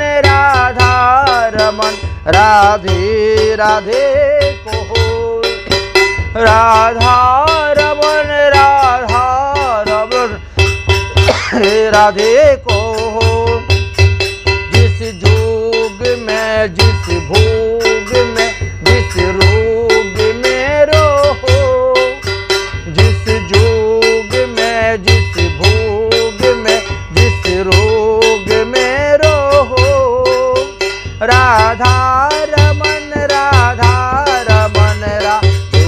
राधे कहो, राधा रमन राधे राधे कहो। सर्वदा भगवाনের নাম করেন। সর্বাভীষ্ট প্রধান শক্তি ভগবানের নামের মধ্যে আছে। ভগবানের মধ্যে যে শক্তি আছে, ভগবানের নামের মধ্যে সেই শক্তি আছে, ভগবানের বিগ্রহের মধ্যে সেই শক্তি আছে। সর্বদা সিদ্ধিমাপ্নুতি নামৈব কর্তারং যথো, সর্বেন্নম তানি নমামি পরমং ব্রহ্মণম হরে। এই তারক ব্রহ্ম হরিনাম সংকীর্তন সর্বদা সর্বাবস্থায় সর্বকালে আপনি করতে পারবেন, এতেই আপনার সিদ্ধি লাভ হইবে। নামনু অস্তুম যাবতীং শক্তি পাপং নিরহনম হরে, তাবৎ কৃত্য তম কৃষ্ণতি পাতকং পাতকি জানাহ। হরিনাম সংকীর্তন জীবের পাপকে যতটা হরণ করে, পাপীর সাধ্য নাই সেরা ততটা পাপ করতে পারে। তারপরেও দেখা যায় হরিনাম করা সত্ত্বেও জীবের অধোগতি হয়েছে। সেটা হলো বিশেষ বিধান, কারণ হরিনাম করে অপরাধেরও বিচার। আমাদের একটি হলো পাপ আর একটি হলো অপরাধ। হরিনামের দ্বারা পাপ নাশ হয়ে যায়, কিন্তু হরিনামের দ্বারা অপরাধ নাশ হয় না এত সহজে। যদি হরিনামের মধ্যেই অপরাধ লুকিয়ে থাকে আপনি হরিনাম, তাহলে সেই নাম আপনারকে পাপও ক্ষয় করতে পারে না। তাই বলছেন হরিনাম করে সদাই অপরাধীর বিচার, যার কারণে 10 প্রকার নাম অপরাধীর কথাও আমাদেরকে উল্লেখ করে গেলেন এবং সাবধান করে গেলেন। বর্তমানস্তু যত পাপং যত ভূতং স ভবিষ্যতি তত সর্বং অসুতম গোবিন্দ নাম কীর্তনম। বর্তমানে যত পাপ, অতীতে যত পাপ, ভবিষ্যতে যত পাপ রাশি সবই গোবিন্দ নামে ভস্মীভূত করে দিতে পারে যদি সেই ভগবানের নাম নিরপরাধে কেউ উচ্চারণ করে থাকে, কীর্তন করে থাকে। সর্ব পাপ প্রশমনম সর্ব উপদ্রব্য নাশনম সর্ব দুঃখ ক্ষয়করম হরিনামানুকীর্তনম। হরিনাম কীর্তনের দ্বারা আমাদের পাপের নাশ হয়, বিঘ্ন নাশ হয়, দুঃখ বিনাশ হয়, একথা সর্বশাস্ত্রে উল্লেখ করিয়া গিয়াছেন। ভগবান নিজেও বলে গেছেন যে আমার নাম সংকীর্তনের দ্বারা মানুষ আমাকে যতটা তাড়াতাড়ি লাভ করতে পারে, অন্যান্য সাধন ভজনের দ্বারা তত তাড়াতাড়ি লাভ করতে পারে না। মম নামানি লোকে অস্মিন শ্রদ্ধায়াম যত্র কীর্তয়েত। তস্য অপরাধম কুটি ক্ষমাস্যম ইব ন সংশয়। এই সংসারে যে ব্যক্তি শ্রদ্ধার সহিত, ভক্তির সহিত, প্রেমের সহিত নাম কীর্তন করে থাকেন, সেই ব্যক্তি কোটি অপরাধ থেকে মুক্তি লাভ করিতে পারেন। কিন্তু অপরাধযুক্ত নাম যদি হয়, তাহলে তিনি নিজেও মুক্ত হন না, অন্যকেও মুক্ত করতে পারেন না। সর্বত্র সর্বকালেষু যেয়পি কুর্বন্তি পাতক নাম সংকীর্তন কৃন্ত যাত্রী বিষ্ণু পরম পদম। সর্বদা সর্বাবস্থায় সর্বকালে যারা পাপাচরণই করে যাচ্ছে, তারা যদি তাদের পাপবৃত্তি থেকে নিবৃত্ত হয়ে ভগবানের নাম সংকীর্তন করেন, তাহলে তারাও সেই পাপ থেকে মুক্ত লাভ হইবে। আর যারা মনে করে নাম করলে পাপ নাশ হয়, এই কথা চিন্তা করে পাপাচরণ করেন, তাদেরকে নাম পাপ মুক্ত করবে না, অপরাধ থেকে মুক্ত করেন না। কারণ হরিনাম সর্বদা অপরাধের বিচার করে চলেন। সেটা 10 প্রকার নাম অপরাধের মধ্যে 1 প্রকার নাম অপরাধী তিনি হয়ে যান। গোবিন্দমিতি যথা প্রুক্তম যা ভক্তি বিবরে যাইত দহতে সর্ব পাপানি যুগার অগ্নিত রবিস্থিত। প্রলয়ানল যেমন সমস্ত বিশ্ব সংসারকে দগ্ধ করে ফেলে, তদ্রূপ শুদ্ধ সদাচার সম্পন্ন ভক্তদের মুখ হইতে গোবিন্দ নাম উচ্চারণ এবং সেই উচ্চারণ শ্রবণকারীরও সমস্ত পাপ হইতে মুক্তি লাভ করিতে পারেন। গোবিন্দ নামনাদু কশ্চিত নরো ভবতি ভূতলে কীর্তনং দেবং তস্যাবি পাপং জান্তি সহস্রদা। এই সংসারে যে ব্যক্তি গোবিন্দ বলিয়া আহ্বান করেন, তিনি সমস্ত পাপরাশি থেকে মুক্ত হন। গোকুটি দানং গ্রহণে খগস্য প্রয়াগং গঙ্গা দুকং কল্প বাসশ্চ যজ্ঞ অযুক্ত মেরু সুবর্ণ দানং গোবিন্দ কীর্তয়তে সমং সত্যং স্বয়ং। 1 কোটি গাবিধান করলে আপনি যে পুণ্যফল লাভ করবেন, প্রয়াগে গিয়ে কল্পকাল বাস করে গঙ্গা স্নান করলে যে পুণ্যফল লাভ করবেন, অযুত যজ্ঞ করলে পরে আপনি যে পুণ্যফল লাভ করতে পারবেন, সুমেরু সমতুল্য ধন দান করার দ্বারা আপনি যে পুণ্যফল লাভ করতে পারবেন, এই হরি নামের দ্বারাও আপনি সেই পুণ্যফল লাভ করিতে পারিবেন। হরি নামের মধ্যে এমন শক্তি নিহিত আছে, জিতেন্দ্রিয়েন ইতি নিশ্চিত জিহ্বাগ্রে বর্ততং তস্য হরিরিতি করদয়ম। যাহাদের জিহ্বায় হরি এই 2টি অক্ষর সর্বদা বর্তমান থাকেন, তিনি হরিকে বশ করিতে পারবেন। হরির নামের দ্বারাই বশীভূত হয়ে যান। যে যত প্রেমের সহিত আরতি ভরে ভগবানকে ডাকবেন, ভগবান তত তাড়াতাড়ি তার কাছে আসেন, তাকে দর্শন দেন। যেমন কোনো এক মায়ের সন্তান হারিয়ে গেলে পরে মা যেমনভাবে আরতি ভরে সন্তানের নাম ধরে ডাকে, সেইভাবে যদি আমরাও তো জন্মের পর থেকে ভগবানকে হারিয়ে আছি, তাই সেইভাবে যদি আরতি ভরে আমরা ভগবানকে ডাকি, তাহলে ভগবান অতি তাড়াতাড়ি আমাদেরকে কৃপা করে থাকেন। পরিহাসু অপিবাবাদম বিষ্ণু গৃহন্তি নাম যে কীর্তাতে অপি মঞ্জুষাম ভুক্তম অপিহি নমস্কৃতম।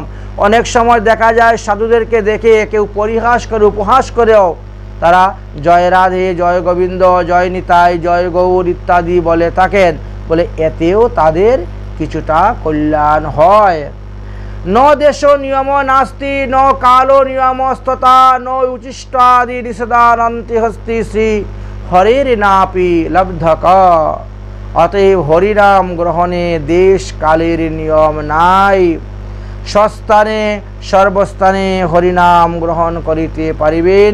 উচিষ্ট অবস্থায় অসুচি অবস্থায় ভগবানের নাম করা যাইবে।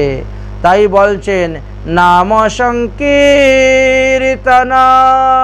যস্য অগসর্ব পাপ প্রণাশনম।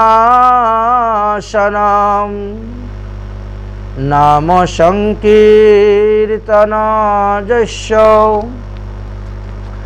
সর্ব পাপ প্রণাশনম প্রণামো দুঃখ শমনস্তং তং নমামি হরি পরম। ভগবানের নামের এতটাই শক্তির কথা বর্ণন করে গেলেন। নাম বিগ্রহ স্বরূপ তিন, এক রূপ, তিনে ভেদ নাই, তিন চিতানন্দ স্বরূপ। কৃষ্ণ নাম, কৃষ্ণ গুণ, কৃষ্ণ লীলা আনন্দ, কৃষ্ণের স্বরূপ সম হয় সবই চিতানন্দ। তাই খাইতে শুইতে যথা তথা নাম লয়, দেশ কাল পাত্র নাহি সর্বসিদ্ধি হয়। সর্বসুমঙ্গল কৃষ্ণ নাম যাহার বচনে স্থিত, আশু মহা পাপ তার কুটি হয় ভস্মীভূত। ধর্ম প্রবর্তন হেতু লহ হরি নাম, নাম ব্রহ্ম প্রচারিয়া জীবেরে কর ত্রাণ। জয়িচে ভগবানের শক্তি অত্যন্ত চিন্ময়, তৈচে নাম ব্রহ্মের শক্তি সদা নিত্য সিদ্ধ হয়। নামাবাসে জীবমাত্রে তিতাপনা রয়, নাম উচ্চারণ মাত্রে জীবের বন্ধন খণ্ডয়। নামাবাসে মুক্তি হয় সর্বশাস্ত্রে দেখি, শ্রীমদ্ ভাগবত মহাপুরাণে তাহা অজামিল সাক্ষী। নাম চিন্তামণি কৃষ্ণ স্বয়ং ভগবান, ব্রহ্মাণ্ডে শত বস্তু নাহি নামেরই সমান। নামে নিষ্ঠা হইলে হবে প্রেমের উদ্দীপন, অবিশ্রান্ত নাম জপিলে পাইবে প্রেমধন। এক কৃষ্ণ নাম করবে সর্বপাপ ক্ষয়, নববিধা ভক্তিপূর্ণ নাম হইতে হয়। সেই কৃষ্ণ নাম যদি লহ বহুবার, তবে যদি নহে প্রেম নহে অশ্রুধার, তবে জানিবে তাহাতে অপরাধ প্রচুর। কৃষ্ণ নামের বিষ তাতে না হইল অঙ্কুর। নাম হইতে নামি বড় কৃষ্ণের উক্তি হয়, সর্ব অপরাধ নাম গ্রহণেতে খণ্ডয়। অতএব নাম গ্রহণ উত্তম, নামে রুচি হইলে হইবে অভীষ্ট পূরণ। যদি কোনো ভাগ্যবান জীবের কৃষ্ণের নামের প্রতি রুচি হয়, শ্রদ্ধা হয়, তা হইলে সাধুসঙ্গে শ্রী হরিনাম শ্রবণ কীর্তন করতে করতে তিনার হৃদয়ের মধ্যে থেকে অনর্থগুলি দূর হয় এবং ভক্তির উদয় হয় এবং তিনি ভগবত পাদপদ্ম লাভে অগ্রসর হয়ে থাকেন, গুরু পদাশ্রয় করিয়া থাকেন। এই জন্যই তো কলিযুগের মহিমার কথা বর্ণন করতে গিয়ে শ্রীমদ্ ভাগবতে কি বলেন? প্রণমিহ কলিযুগ সর্বযুগ সার। এই কলিযুগকে সর্বযুগের সার বলা হয়েছে কেন? বলে হরিনাম মহামন্ত্র যাহাতে প্রচার। এই কলিযুগ পাবনবতার শ্রী শ্রী গৌরাঙ্গ মহাপ্রভু আমাদেরকে হরিনাম প্রেম প্রচার করে দিয়ে গিয়েছেন। তাই হরিনামের পিতা হলেন শ্রী গৌর হরি। কলিঘোর পাপাচ্ছন্ন অন্ধকারময় পূর্ণ শশধর ভেল চৈতন্য উদয়। কোনো এক সময়ে মহাপ্রভু পূর্ববঙ্গে গিয়েছিলেন পিতৃভূমি দর্শন করার জন্য, মাতুলালয় ভ্রমণ করার জন্য, আদি ভিটা মাটি দর্শন করার জন্য। সেই সময়ে অনেক লোক তিনার নিকটে এসেছিলেন সাধ্য সাধন তত্ত্বকথা জানার জন্য। সাধ্য সাধন তত্ত্বকথার জানার জন্য যে সমস্ত ভক্তরা এসেছিলেন, তার মধ্যে একজন ভক্তর কথা আলোচনা করা হয়েছে, যার নাম ছিল তপন মিশ্র। যে তপন মিশ্র প্রথম জীবনে দেবী উপাসক ছিলেন। দেবীর আরাধনা করতে করতে দেবী সন্তুষ্ট হয়ে বললেন, এবার আর তোমাকে আমার ভজন করতে হবে না, যাও তুমি গৌর হরির চরণে শরণাপন্ন হয়ে তার কাছ থেকে সাধ্য সাধন তত্ত্ব জানো, জেনে তুমি সাধন করো, ভজন করো। তাই এই তপন মিশ্র মহাপ্রভুর চরণে এসে আত্মসমর্পণ করেছিলেন এবং সাধ্য সাধন তত্ত্বর কথা জিজ্ঞাসা করেছিলেন। তদুত্তরে মহাপ্রভু তিনাকে কি উপদেশ দিয়েছিলেন? মহাপ্রভু বলেছিলেন, শুনো মিশ্র, কলিযুগে নাহি তপযজ্ঞ, যেই জনে ভজে কৃষ্ণ তার মহাভাগ্য। কলিযুগের ধর্ম হয় নাম সংকীর্তন, চারি যুগে চারি ধর্ম জীবেরই কারণ। হরে কৃষ্ণ কৃষ্ণ কৃষ্ণ হরে হরে, হরে রাম রাম রাম হরে হরে। এই শ্লোক নামাবলী হয় মহামন্ত্র, 16 নাম 32 অক্ষর হয় এই তন্ত্র। অতএব গৃহে গিয়ে কৃষ্ণ ভজ গিয়া, কুটিনাটি পরিপাটি একান্ত হইয়া, সাধ্য সাধন তত্ত্ব যে কিছু সকল, হরিনাম সংকীর্তনে মিলিবে সকল। শোনো মিশ্র, কলিযুগে নামযজ্ঞ সার, আর কোনো ধর্ম করলে নাহি হইবে পার। রাত্রি দিন নাম লও খাইতে শুইতে, নামের মহিমা বেদেও নাহি পারবে দিতে। তাই নাম করিতে করিতে তোমার প্রেমের উদয় হইবে, আর প্রেমের দ্বারা তুমি কৃষ্ণকে প্রাপ্ত হইবে।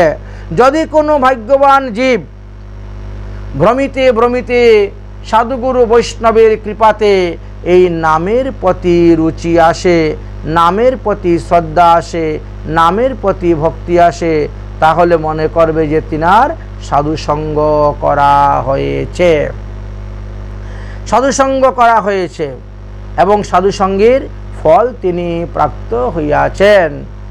তাই নামের মহিমার কথা বলছেন। কৃষ্ণ নাম কি हीरे मोती मैं बिक रहा हूँ गली गली।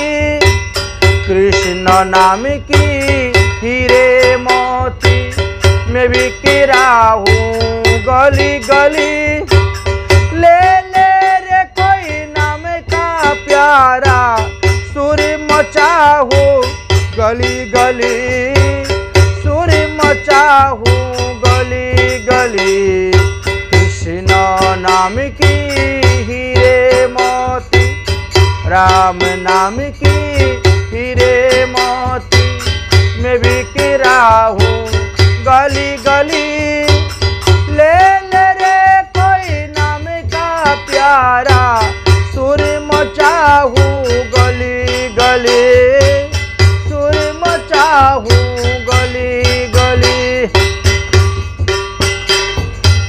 माये का दीवानी सुन लो, एक दिन ऐसा आएगा, हाथी घोड़ा माल खजाना यहीं पर रे जाएगा।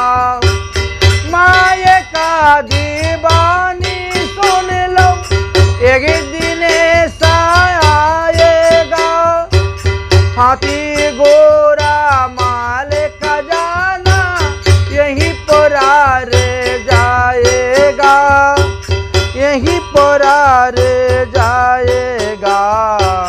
सुंदर काया तेरी मिट्टी होगी, सुंदर काया तेरी मिट्टी होगी, चर्चा होगी गली गली।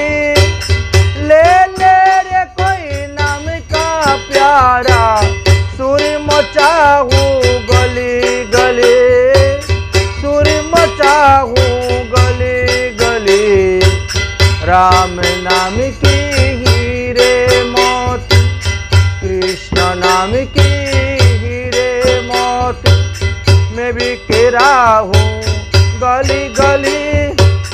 ले ले रे कोई नाम का प्यारा, सुर मचाहूँ गली गली, सुर मचाहूँ गली गली।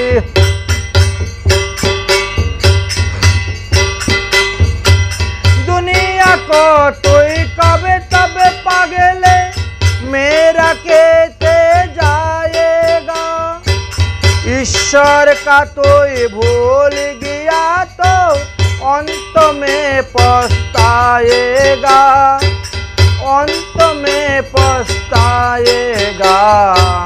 दुदिन का ये चमल खिला है, दुदिन का ये चमल खिला है, फिर मुरझा है कली कली।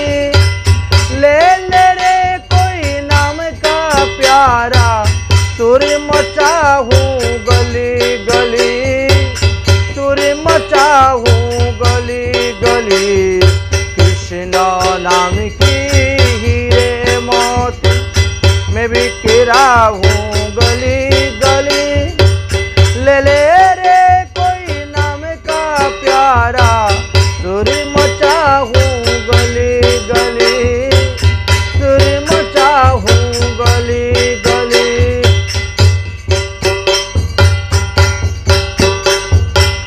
जिन जनों में मोती लूटे बहुत माला माल हुआ, धन दौलत की है पुजारी तो आखिरी में कंगाल हुआ, तो आखिरी में हुआ।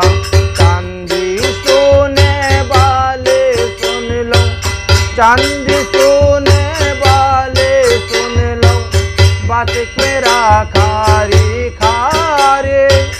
ले ले रे कोई नाम का प्यारा, सुर मचाऊं गली गली, सुर मचाऊं गली गली।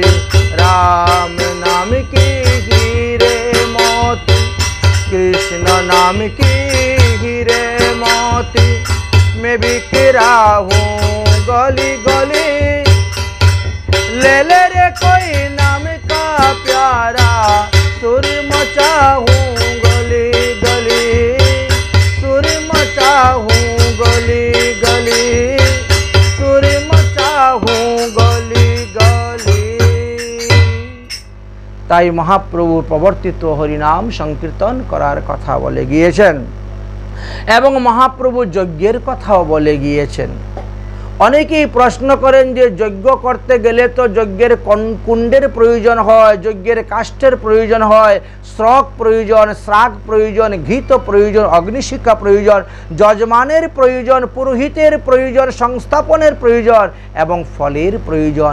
এই 10টি দ্রব্য না থাকলে তাকে সেখানে যজ্ঞ বলা হয় না। হরিনাম মহামন্ত্র যেই স্থানে হয় আমরা যাই, কিন্তু সেইখানে যজ্ঞের তো কোনো উপাদান দেখতে পাই না। তাহলে কেন অষ্টপ্রহর নামযজ্ঞ, 16 প্রহর নামযজ্ঞ, এই হরিনামকে মহাযজ্ঞ বলা হয়েছে? যজ্ঞের উপাদান তো এখানে কিছুই নাই, তথাপিও তাকে কেন মহাপ্রভু যজ্ঞ বললেন? বললেন যে চর্মচক্ষু দ্বারা সেই সমস্ত বস্তু দেখা যায় না, একটুকু দিব্যচক্ষু জ্ঞানচক্ষুর প্রয়োজন হয়, তাহলে দেখতে পাবেন সেইখানে যজ্ঞতে সব কিছুই আছে। যজ্ঞ করতে গেলে প্রথমে যজ্ঞের কুণ্ডের প্রয়োজন হয়। যেখানে অষ্টপ্রহর নাম যজ্ঞ হয় সেখানেও কুণ্ড আছে, কিন্তু চর্মচক্ষুর দ্বারা দেখা যায় না। জ্ঞান চক্ষুর দ্বারা বিচার করলে দেখা যায়। যতজন শ্রোতাগণ বসেছেন এই হরিনাম যজ্ঞ শ্রবণ করার জন্য, প্রত্যেকটি মানুষের 2টি করে কান আছে, অতএব মানুষের কানের গর্তগুলোই হলো যজ্ঞের কুণ্ড। তাহলে এক জায়গায় হরিনাম হলে সেখানে কতগুলা যজ্ঞের কুণ্ড আছে সেটা এখন বিচার করে নেন। যজ্ঞের কুণ্ড যদি পাওয়া গেল, যজ্ঞের কাষ্ঠ কি? বলে প্রতিটি মানুষের দেহের মধ্যে পাপ তাপ দুঃখ বেদনা আপদ বিপদ সবকিছু নিয়েই সবাই আছে, সর্ব অমঙ্গল বস্তু নিয়ে বসে আছেন। আর এই অমঙ্গল বস্তুগুলাকে কাষ্ঠের সঙ্গে তুলনা করা হয়েছে। যজ্ঞ কুণ্ডের মধ্যে কাষ্ঠ দেওয়া হলো, তাহলে যজ্ঞ কুণ্ড হলো আমাদের কর্ণ, যজ্ঞের কাষ্ঠ স্বরূপ হলো আমাদের দেহের পাপ তাপ অপরাধ আদি। তাহলে যজ্ঞে কি করতে হবে? অগ্নি প্রজ্বলন করতে হবে। বলে অগ্নি প্রজ্বলন করতে গেলে আগে সেখানে ঘি ডালতে হবে, তারপরে আগুন দিলেই তো আগুনটা বেশি করে জ্বলবে এবং সেই পাপরূপী কাষ্ঠ পড়বে। তাহলে অগ্নি ঘৃত কি? বলে ভক্তদের হরিধ্বনি রূপের যে রস, সেই রস হলো যজ্ঞ কুণ্ডের ঘৃত। যজ্ঞের শ্রক বা উপাদান, যজ্ঞ কুণ্ডে অগ্নিতে হুম করিবার জন্য যে একটি কাঠের বিশেষ নির্মিত অঙ্গুষ্ঠ পরিমাণে ছিদ্র গোলাকার মুখ থাকে, তাকে বলা হয়েছিল যজ্ঞের শ্রক। আর এই যজ্ঞের শ্রক কি? বলে হরিনাম উচ্চারণকারীদের জিহ্বা। এই জিহ্বা বিনা তো সেই রস যাবে না, সেই ঘৃত ঢালা যাবে না। এই জন্য জিহ্বাকে সেখানে শ্রক বলা হয়েছে। শ্রাক কাকে বলা হয়েছে? শ্রু ধাতুর উপাদানে কি প্রত্যয় যুগে শ্রাক বলা হয়েছে। যজ্ঞাগ্নিতে ঘৃত অপেক করিবার নির্মিত একটি কাষ্ঠ থাকে, সেটা দেখতে অনেকটা হাতার মতনই থাকে, সেইটা দিয়ে ধরে যজ্ঞ অগ্নি কাষ্ঠ সংযুক্ত করা হয়ে থাকে। তাই অগ্নিশিখা কি? যে ভক্তদের দেহের মধ্যে যে অষ্টসাত্ত্বিক ভাবের উদয় হয় হরিনাম শ্রবণ করতে করতে, অশ্রু কম্প পুলক সেদ হুঙ্কার বিবর্ণ আদি, এইগুলি অষ্টসাত্ত্বিক ভাবকে বলা হয়েছে যজ্ঞের অগ্নি। অগ্নি যেমন কাষ্ঠকে ভস্মীভূত করে, অষ্টসাত্ত্বিক ভাবের দ্বারা আমাদের দেহের পাপ তাপ অপরাধকে ভস্মীভূত করা দেওয়া হয়। তাহলে এই যজ্ঞের যজমানকে বলে সপার্ষদে নিত্যানন্দ প্রভু হলেন নামযজ্ঞের প্রধান যজমান। তাহলে এই যজ্ঞের পুরোহিতকে, নামযজ্ঞের প্রধান পুরোহিত হলেন শ্রী শ্রী গৌরাঙ্গ মহাপ্রভু। তিনি হলেন হরিনামের সংকীর্তনের পিতা, তিনি যজ্ঞের প্রবর্তক বা পুরোহিত। আর তিনার গৃহিণীকে বলে এখানে গদাধর পণ্ডিতকে তিনার গৃহিণী বলা হয়েছে। যজ্ঞের সংস্থাপনটা কে করেছিলেন বলে অদ্বৈত আচার্য প্রমুখ ভক্তগণ এই যজ্ঞকে সংস্থাপন করেছিলেন। আর যজ্ঞের ফলস্বরূপ কী লাভ করা যাবে বলে ভগবত প্রেম লাভ করা যাবে। যজ্ঞের ফল এই ভগবত প্রেম। সুতরাং হরিনাম সংকীর্তনের মধ্যে আমরা যজ্ঞ কুণ্ড, যজ্ঞ করার যে সমস্ত দ্রব্য, সমস্ত দ্রব্যই আমরা দেখতে পাই জ্ঞান চক্ষের দ্বারা, দিব্য চক্ষের দ্বারা। এই জন্য মহাপ্রভু বললেন এই হরিনাম জপনীয় এবং কীর্তনীয়। তোমরা হরিনাম জপ করো এবং হরিনাম কীর্তন করো। যদিও জপের চাইতে কীর্তনের শতগুণ ফল পাওয়া যায় এই কথা বলেছেন, তবুও মহাপ্রভু হরিনাম জপের কথা বলেছেন। কেন? কারণ কীর্তনের মধ্যে কোনো সংখ্যা থাকে না, আর জপের মধ্যে সংখ্যা থাকে। সংখ্যাপূর্বক নামের দ্বারা কি হয়? নিষ্ঠার উৎপত্তি হয়। আর এক অঙ্গ সাধে কিংবা সাধে বহু অঙ্গ, নিষ্ঠা হতেই হবে তার প্রেমর তরঙ্গ। তাই মহাপ্রভু কি বললেন? প্রভু কহিলাম এই মহামন্ত্র, ইহা জপ গিয়া সবে করিয়া নির্বন্ধ। নির্বন্ধ শব্দের অর্থ হলো কি? সংখ্যাপূরক হরিনাম। এই জন্য হরিনাম আমাদেরকে জপ করতে হয়। মহাপ্রভুর প্রবর্তিত হরিনাম, মহাপ্রভু কি বলছেন? হরিনাম মধুর রস পিয়রে মনুয়া, এ সংসার সব ঝুটা। হরিনাম মধুর রস পিয়রে মনুয়া, এ সংসার সব ঝুটা। হরিনাম মধুর রস পিয়রে মনুয়া, এ সংসার সব ঝুটা।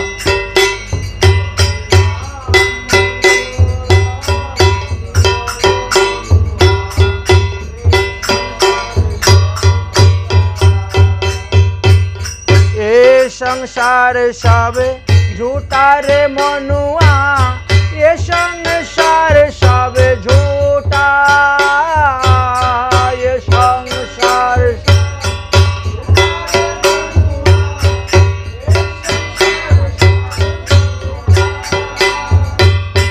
এ সংসার সবে ঝুটা রে মনুয়া, এ সংসার সবে ঝুটা।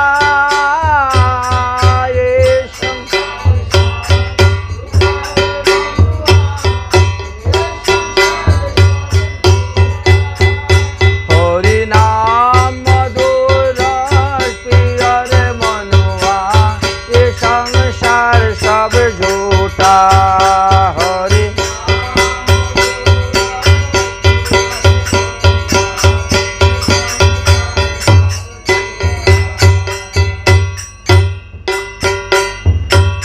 गौर रूप में कृष्ण जी आयो, निताई रूप में बोलो राम।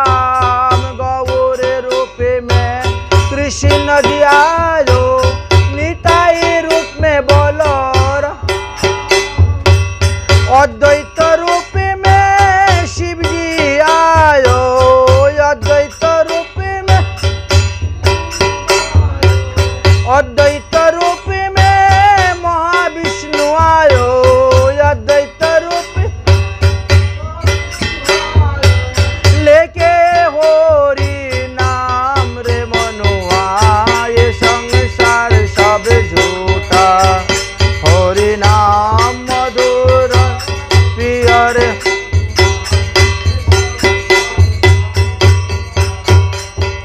गदाधर रूप में राधा रानी आयो, श्रीवास रूप में नारद जी। गदाधर रूप में, श्रीवास रूप में नारद जी। गदाधर रूप में राधा रानी आए, श्रीवास रूप में नारद जी। राधा रानी शिवा से रूप में नारद पंचतत्व मिलकर एकत्र पंचतत्व हरि नाम बिलाय गली गली रे मनुआ ये संसार सब झूठा हरि नाम मधुर रस प्रिय रे मनुआ ये संसार सब राम रूप में रावण बोधे कृष्ण रूप में पंसो राम रूप में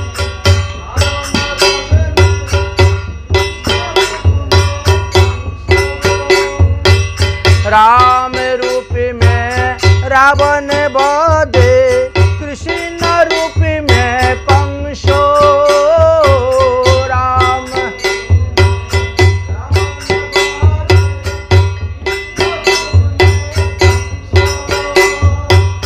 गौर रूप में हरिर नाम बिलायो गौर जीव का पावे तब करे ध्वंस रे मनुआ ये संसार सब झूठा हरि नाम मधुर रस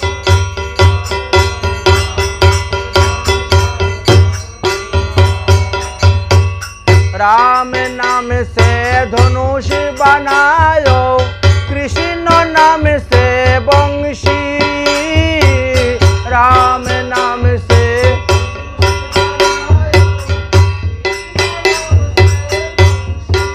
ओ राम नाम से धनुष बनायो कृष्ण नाम से बंशी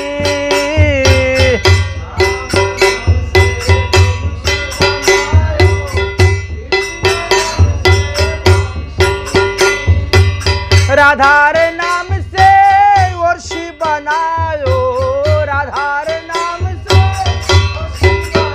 जीव का काट दे माया का फांसी रे मनुआ ये संसार सब झूठा हरि नाम मधुर प्रिय रे मनुआ ये संसार सब हरि नाम मधुर प्रिय रे मनुआ ये संसार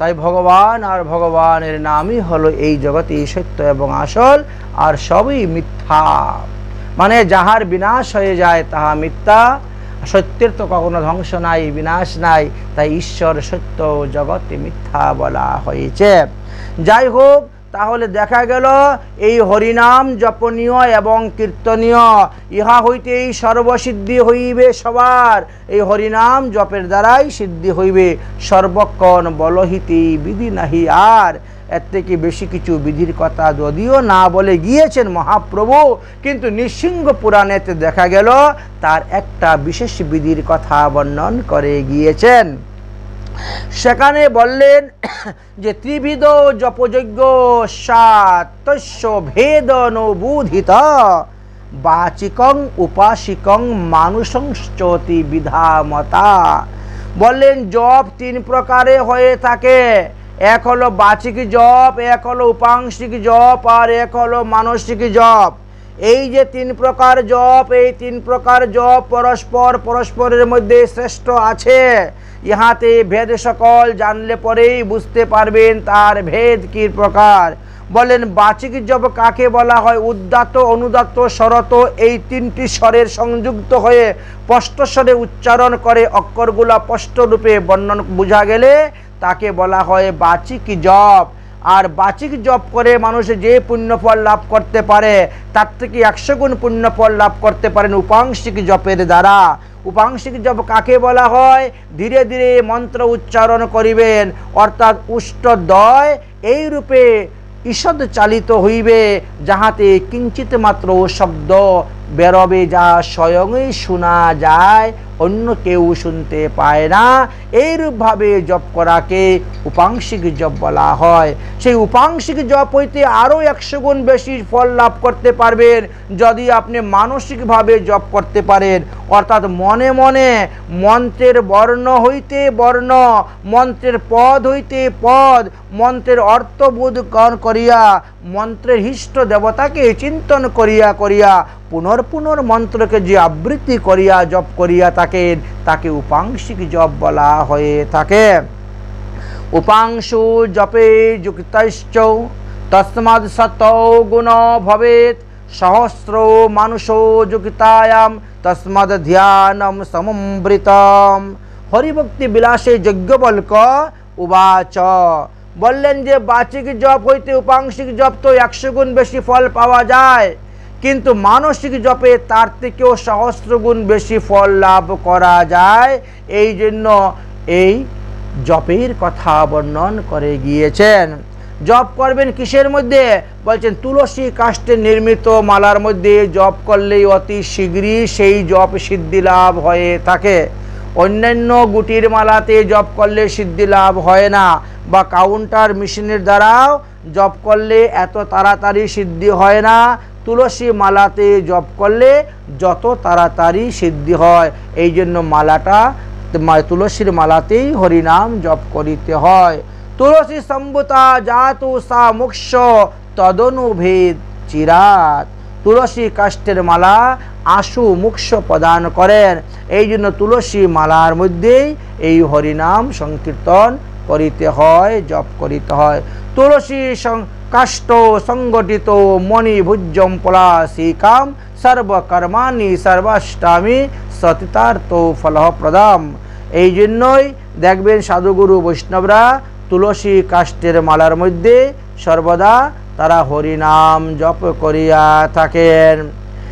যাই হোক, আমরা তাহলে এই হরিনামের মহিমার কথা জানতে পারলাম। হরিনাম কিভাবে আমাদের করতে হবে, হরিনাম জপনীয় এবং কীর্তনীয় উভয়ই। তাহলে ভগবানকে প্রণাম করলে আমরা কি লাভ করতে পারবো সেটা জানতে পারলাম। ভগবানের নাম সংকীর্তন করলে কি লাভ সেটা জানতে পারলাম। তার আগে আরও কয়েকটি ভিডিও আমরা ছেড়েছি। ভগবানের পূজা করলে কি লাভ, পূজার সময় শঙ্খ বাজাইলে কি লাভ, ঘণ্টা বাজাইলে কি লাভ, এই চামর দেখাইলে কি লাভ, বস্ত্র দেখাইলে কি লাভ, পাখা দেখাইলে কি লাভ হয়, এই বিষয়ে আমরা বিস্তারিত আলোচনা করেছি। কোন কোন দিন কোন কোন দ্রব্য ভগবানকে নিবেদন করিলে কি লাভ হয়, কি কি দ্রব্য কি দিন প্রসাদ রূপে গ্রহণ করলে কি লাভ হইবে, তদ বিষয়ে আমরা আলোচনা করেছি। আজকে যে আমরা এই ভগবানের নাম এবং ভগবানের প্রণাম সম্পর্কে আলোচনা করলাম, তাহলে নাম করা সত্ত্বেও জীবের মুক্তি পাচ্ছে না কেন, বা প্রণাম করা সত্ত্বেও তার তিতাবজ্বালা নাশ হচ্ছে না কেন? তখন বললেন যে নামের মধ্যে যদি দশপরাধ নাম অপরাধের মধ্যে লুকিয়ে থাকে, তাহলে সেই নাম আপনার যেমন ক্রিয়া করবে না, ঠিক তেমনিভাবে প্রণামের সময়ও যদি তার মধ্যে কোনো ত্রুটি বিচ্যুতি ভুল বিধান বিধি থাকে, তাহলেও তোমাকে প্রণামে লাভ হইবে না। যেমন মনে করেন আমরা যে কোনো সভাতে গেলে পরে একটা মাত্র দণ্ডবত প্রণামের বিধান দেওয়া আছে, কিন্তু যে সমস্ত লোক পৃথক পৃথকভাবে সবাইকে দণ্ডবত প্রণাম করতে যান, তাদের ইহকালের পুণ্য নষ্ট হয়, পরকালে আগেকালের জন্মেরও পুণ্য ফল নষ্ট হয়ে যায়, পূর্বকৃত পুণ্য নষ্ট হয়ে যায়। দেবগৃহে যে গৃহে বিগ্রহ প্রতিষ্ঠা করা হয়, সেই গৃহেতে জপ করা নিষিদ্ধ, হোম করা নিষিদ্ধ, এমনকি মন্ত্রস্মরণ করা পর্যন্ত নিষিদ্ধ। এই জন্য আলাদা বসে মন্ত্রস্মরণ করতে হয়, অথবা ঠাকুরঘরকে আলাদা পর্দা দিয়ে তৈরি করে রাখতে হয়। প্রণাম করে উঠার পরে যদি কপালকে ঝেড়ে দেওয়া হয়, হাঁটু ঝেড়ে দেওয়া হয়, তাহলে যতগুলা ধূলিকণা মাটিতে পড়ে পুনরায় তত 1000 বছর নরকে যেতে হয়। এই জন্য অনেকগুলা বিধানের কথা বলা হয়েছে। ভগবান শ্রীকৃষ্ণ যেখানে থাকবেন, ঈশ্বর তত্ত্ব, সেখানে কৃষ্ণকে বাম দিকে রেখে প্রণাম করতে হবে, দেবদত্ত থাকলে ডাইন দিকে রেখে প্রণাম করতে হবে, সোজা গুরুদেবকে বৈষ্ণবদেরকে সোজাসুজি প্রণাম করতে হবে। এই সমস্ত প্রণামের বিধান আমরা জানি না, মানি না, পালন করি না বলেই প্রণাম করা সত্ত্বেও আমরা প্রণামের যথাযথ ফল লাভ করতে পারি না। আমাদের সনাতন ধর্মে এক হস্তে দণ্ডবত প্রণামের কোনো বিধানই দিয়ে যান নাই, অথচ মানুষ এক হস্তে দণ্ডবতে প্রণাম করে যাচ্ছেন, জুতা পায়ে দিয়ে প্রণাম করে যাচ্ছেন বিভিন্নভাবে, যার ফলে প্রণামের ফল তারা লাভ করতে পারছেন না।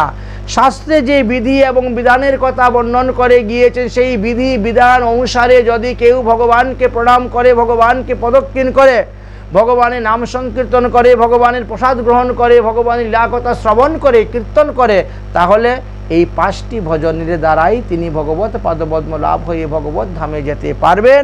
এটি সর্বশাস্ত্র সমন্বয়ে শ্রীমদ্ ভাগবত মহাপুরাণে বর্ণন করে গিয়েছেন।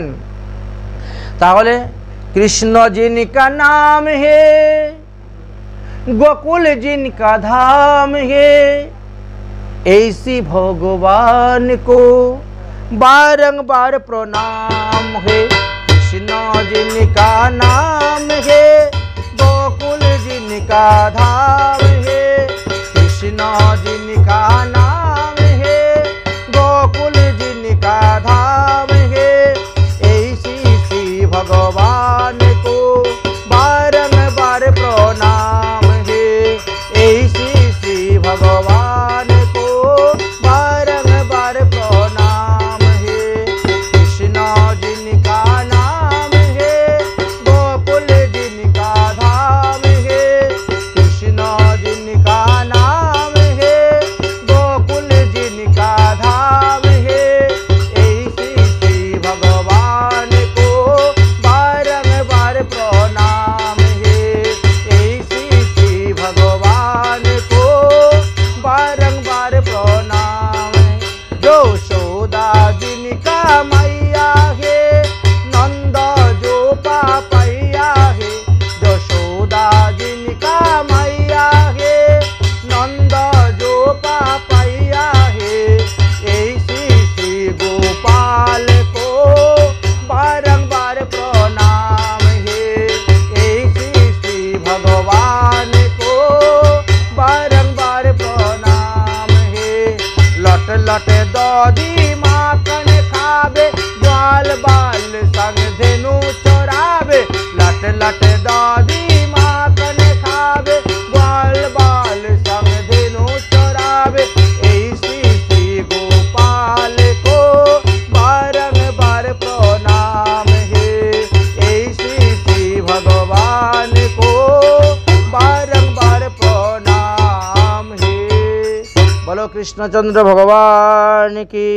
তাই ভগবান শ্রীকৃষ্ণকে দণ্ডবত প্রণাম করে আজকের মতো ভাগবতীয় কথা এখানেই বিশ্রাম দিলাম। যদক্ষরম পদবষ্টং মাত্রহীনশ্চ ইয়দ্ ভবেৎ তৎসর্বক্ষমতম দেবং প্রসিদ্ধং পরমেশ্বর।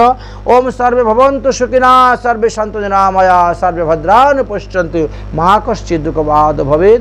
ওম শান্তি, ওম শান্তি, ওম শান্তি।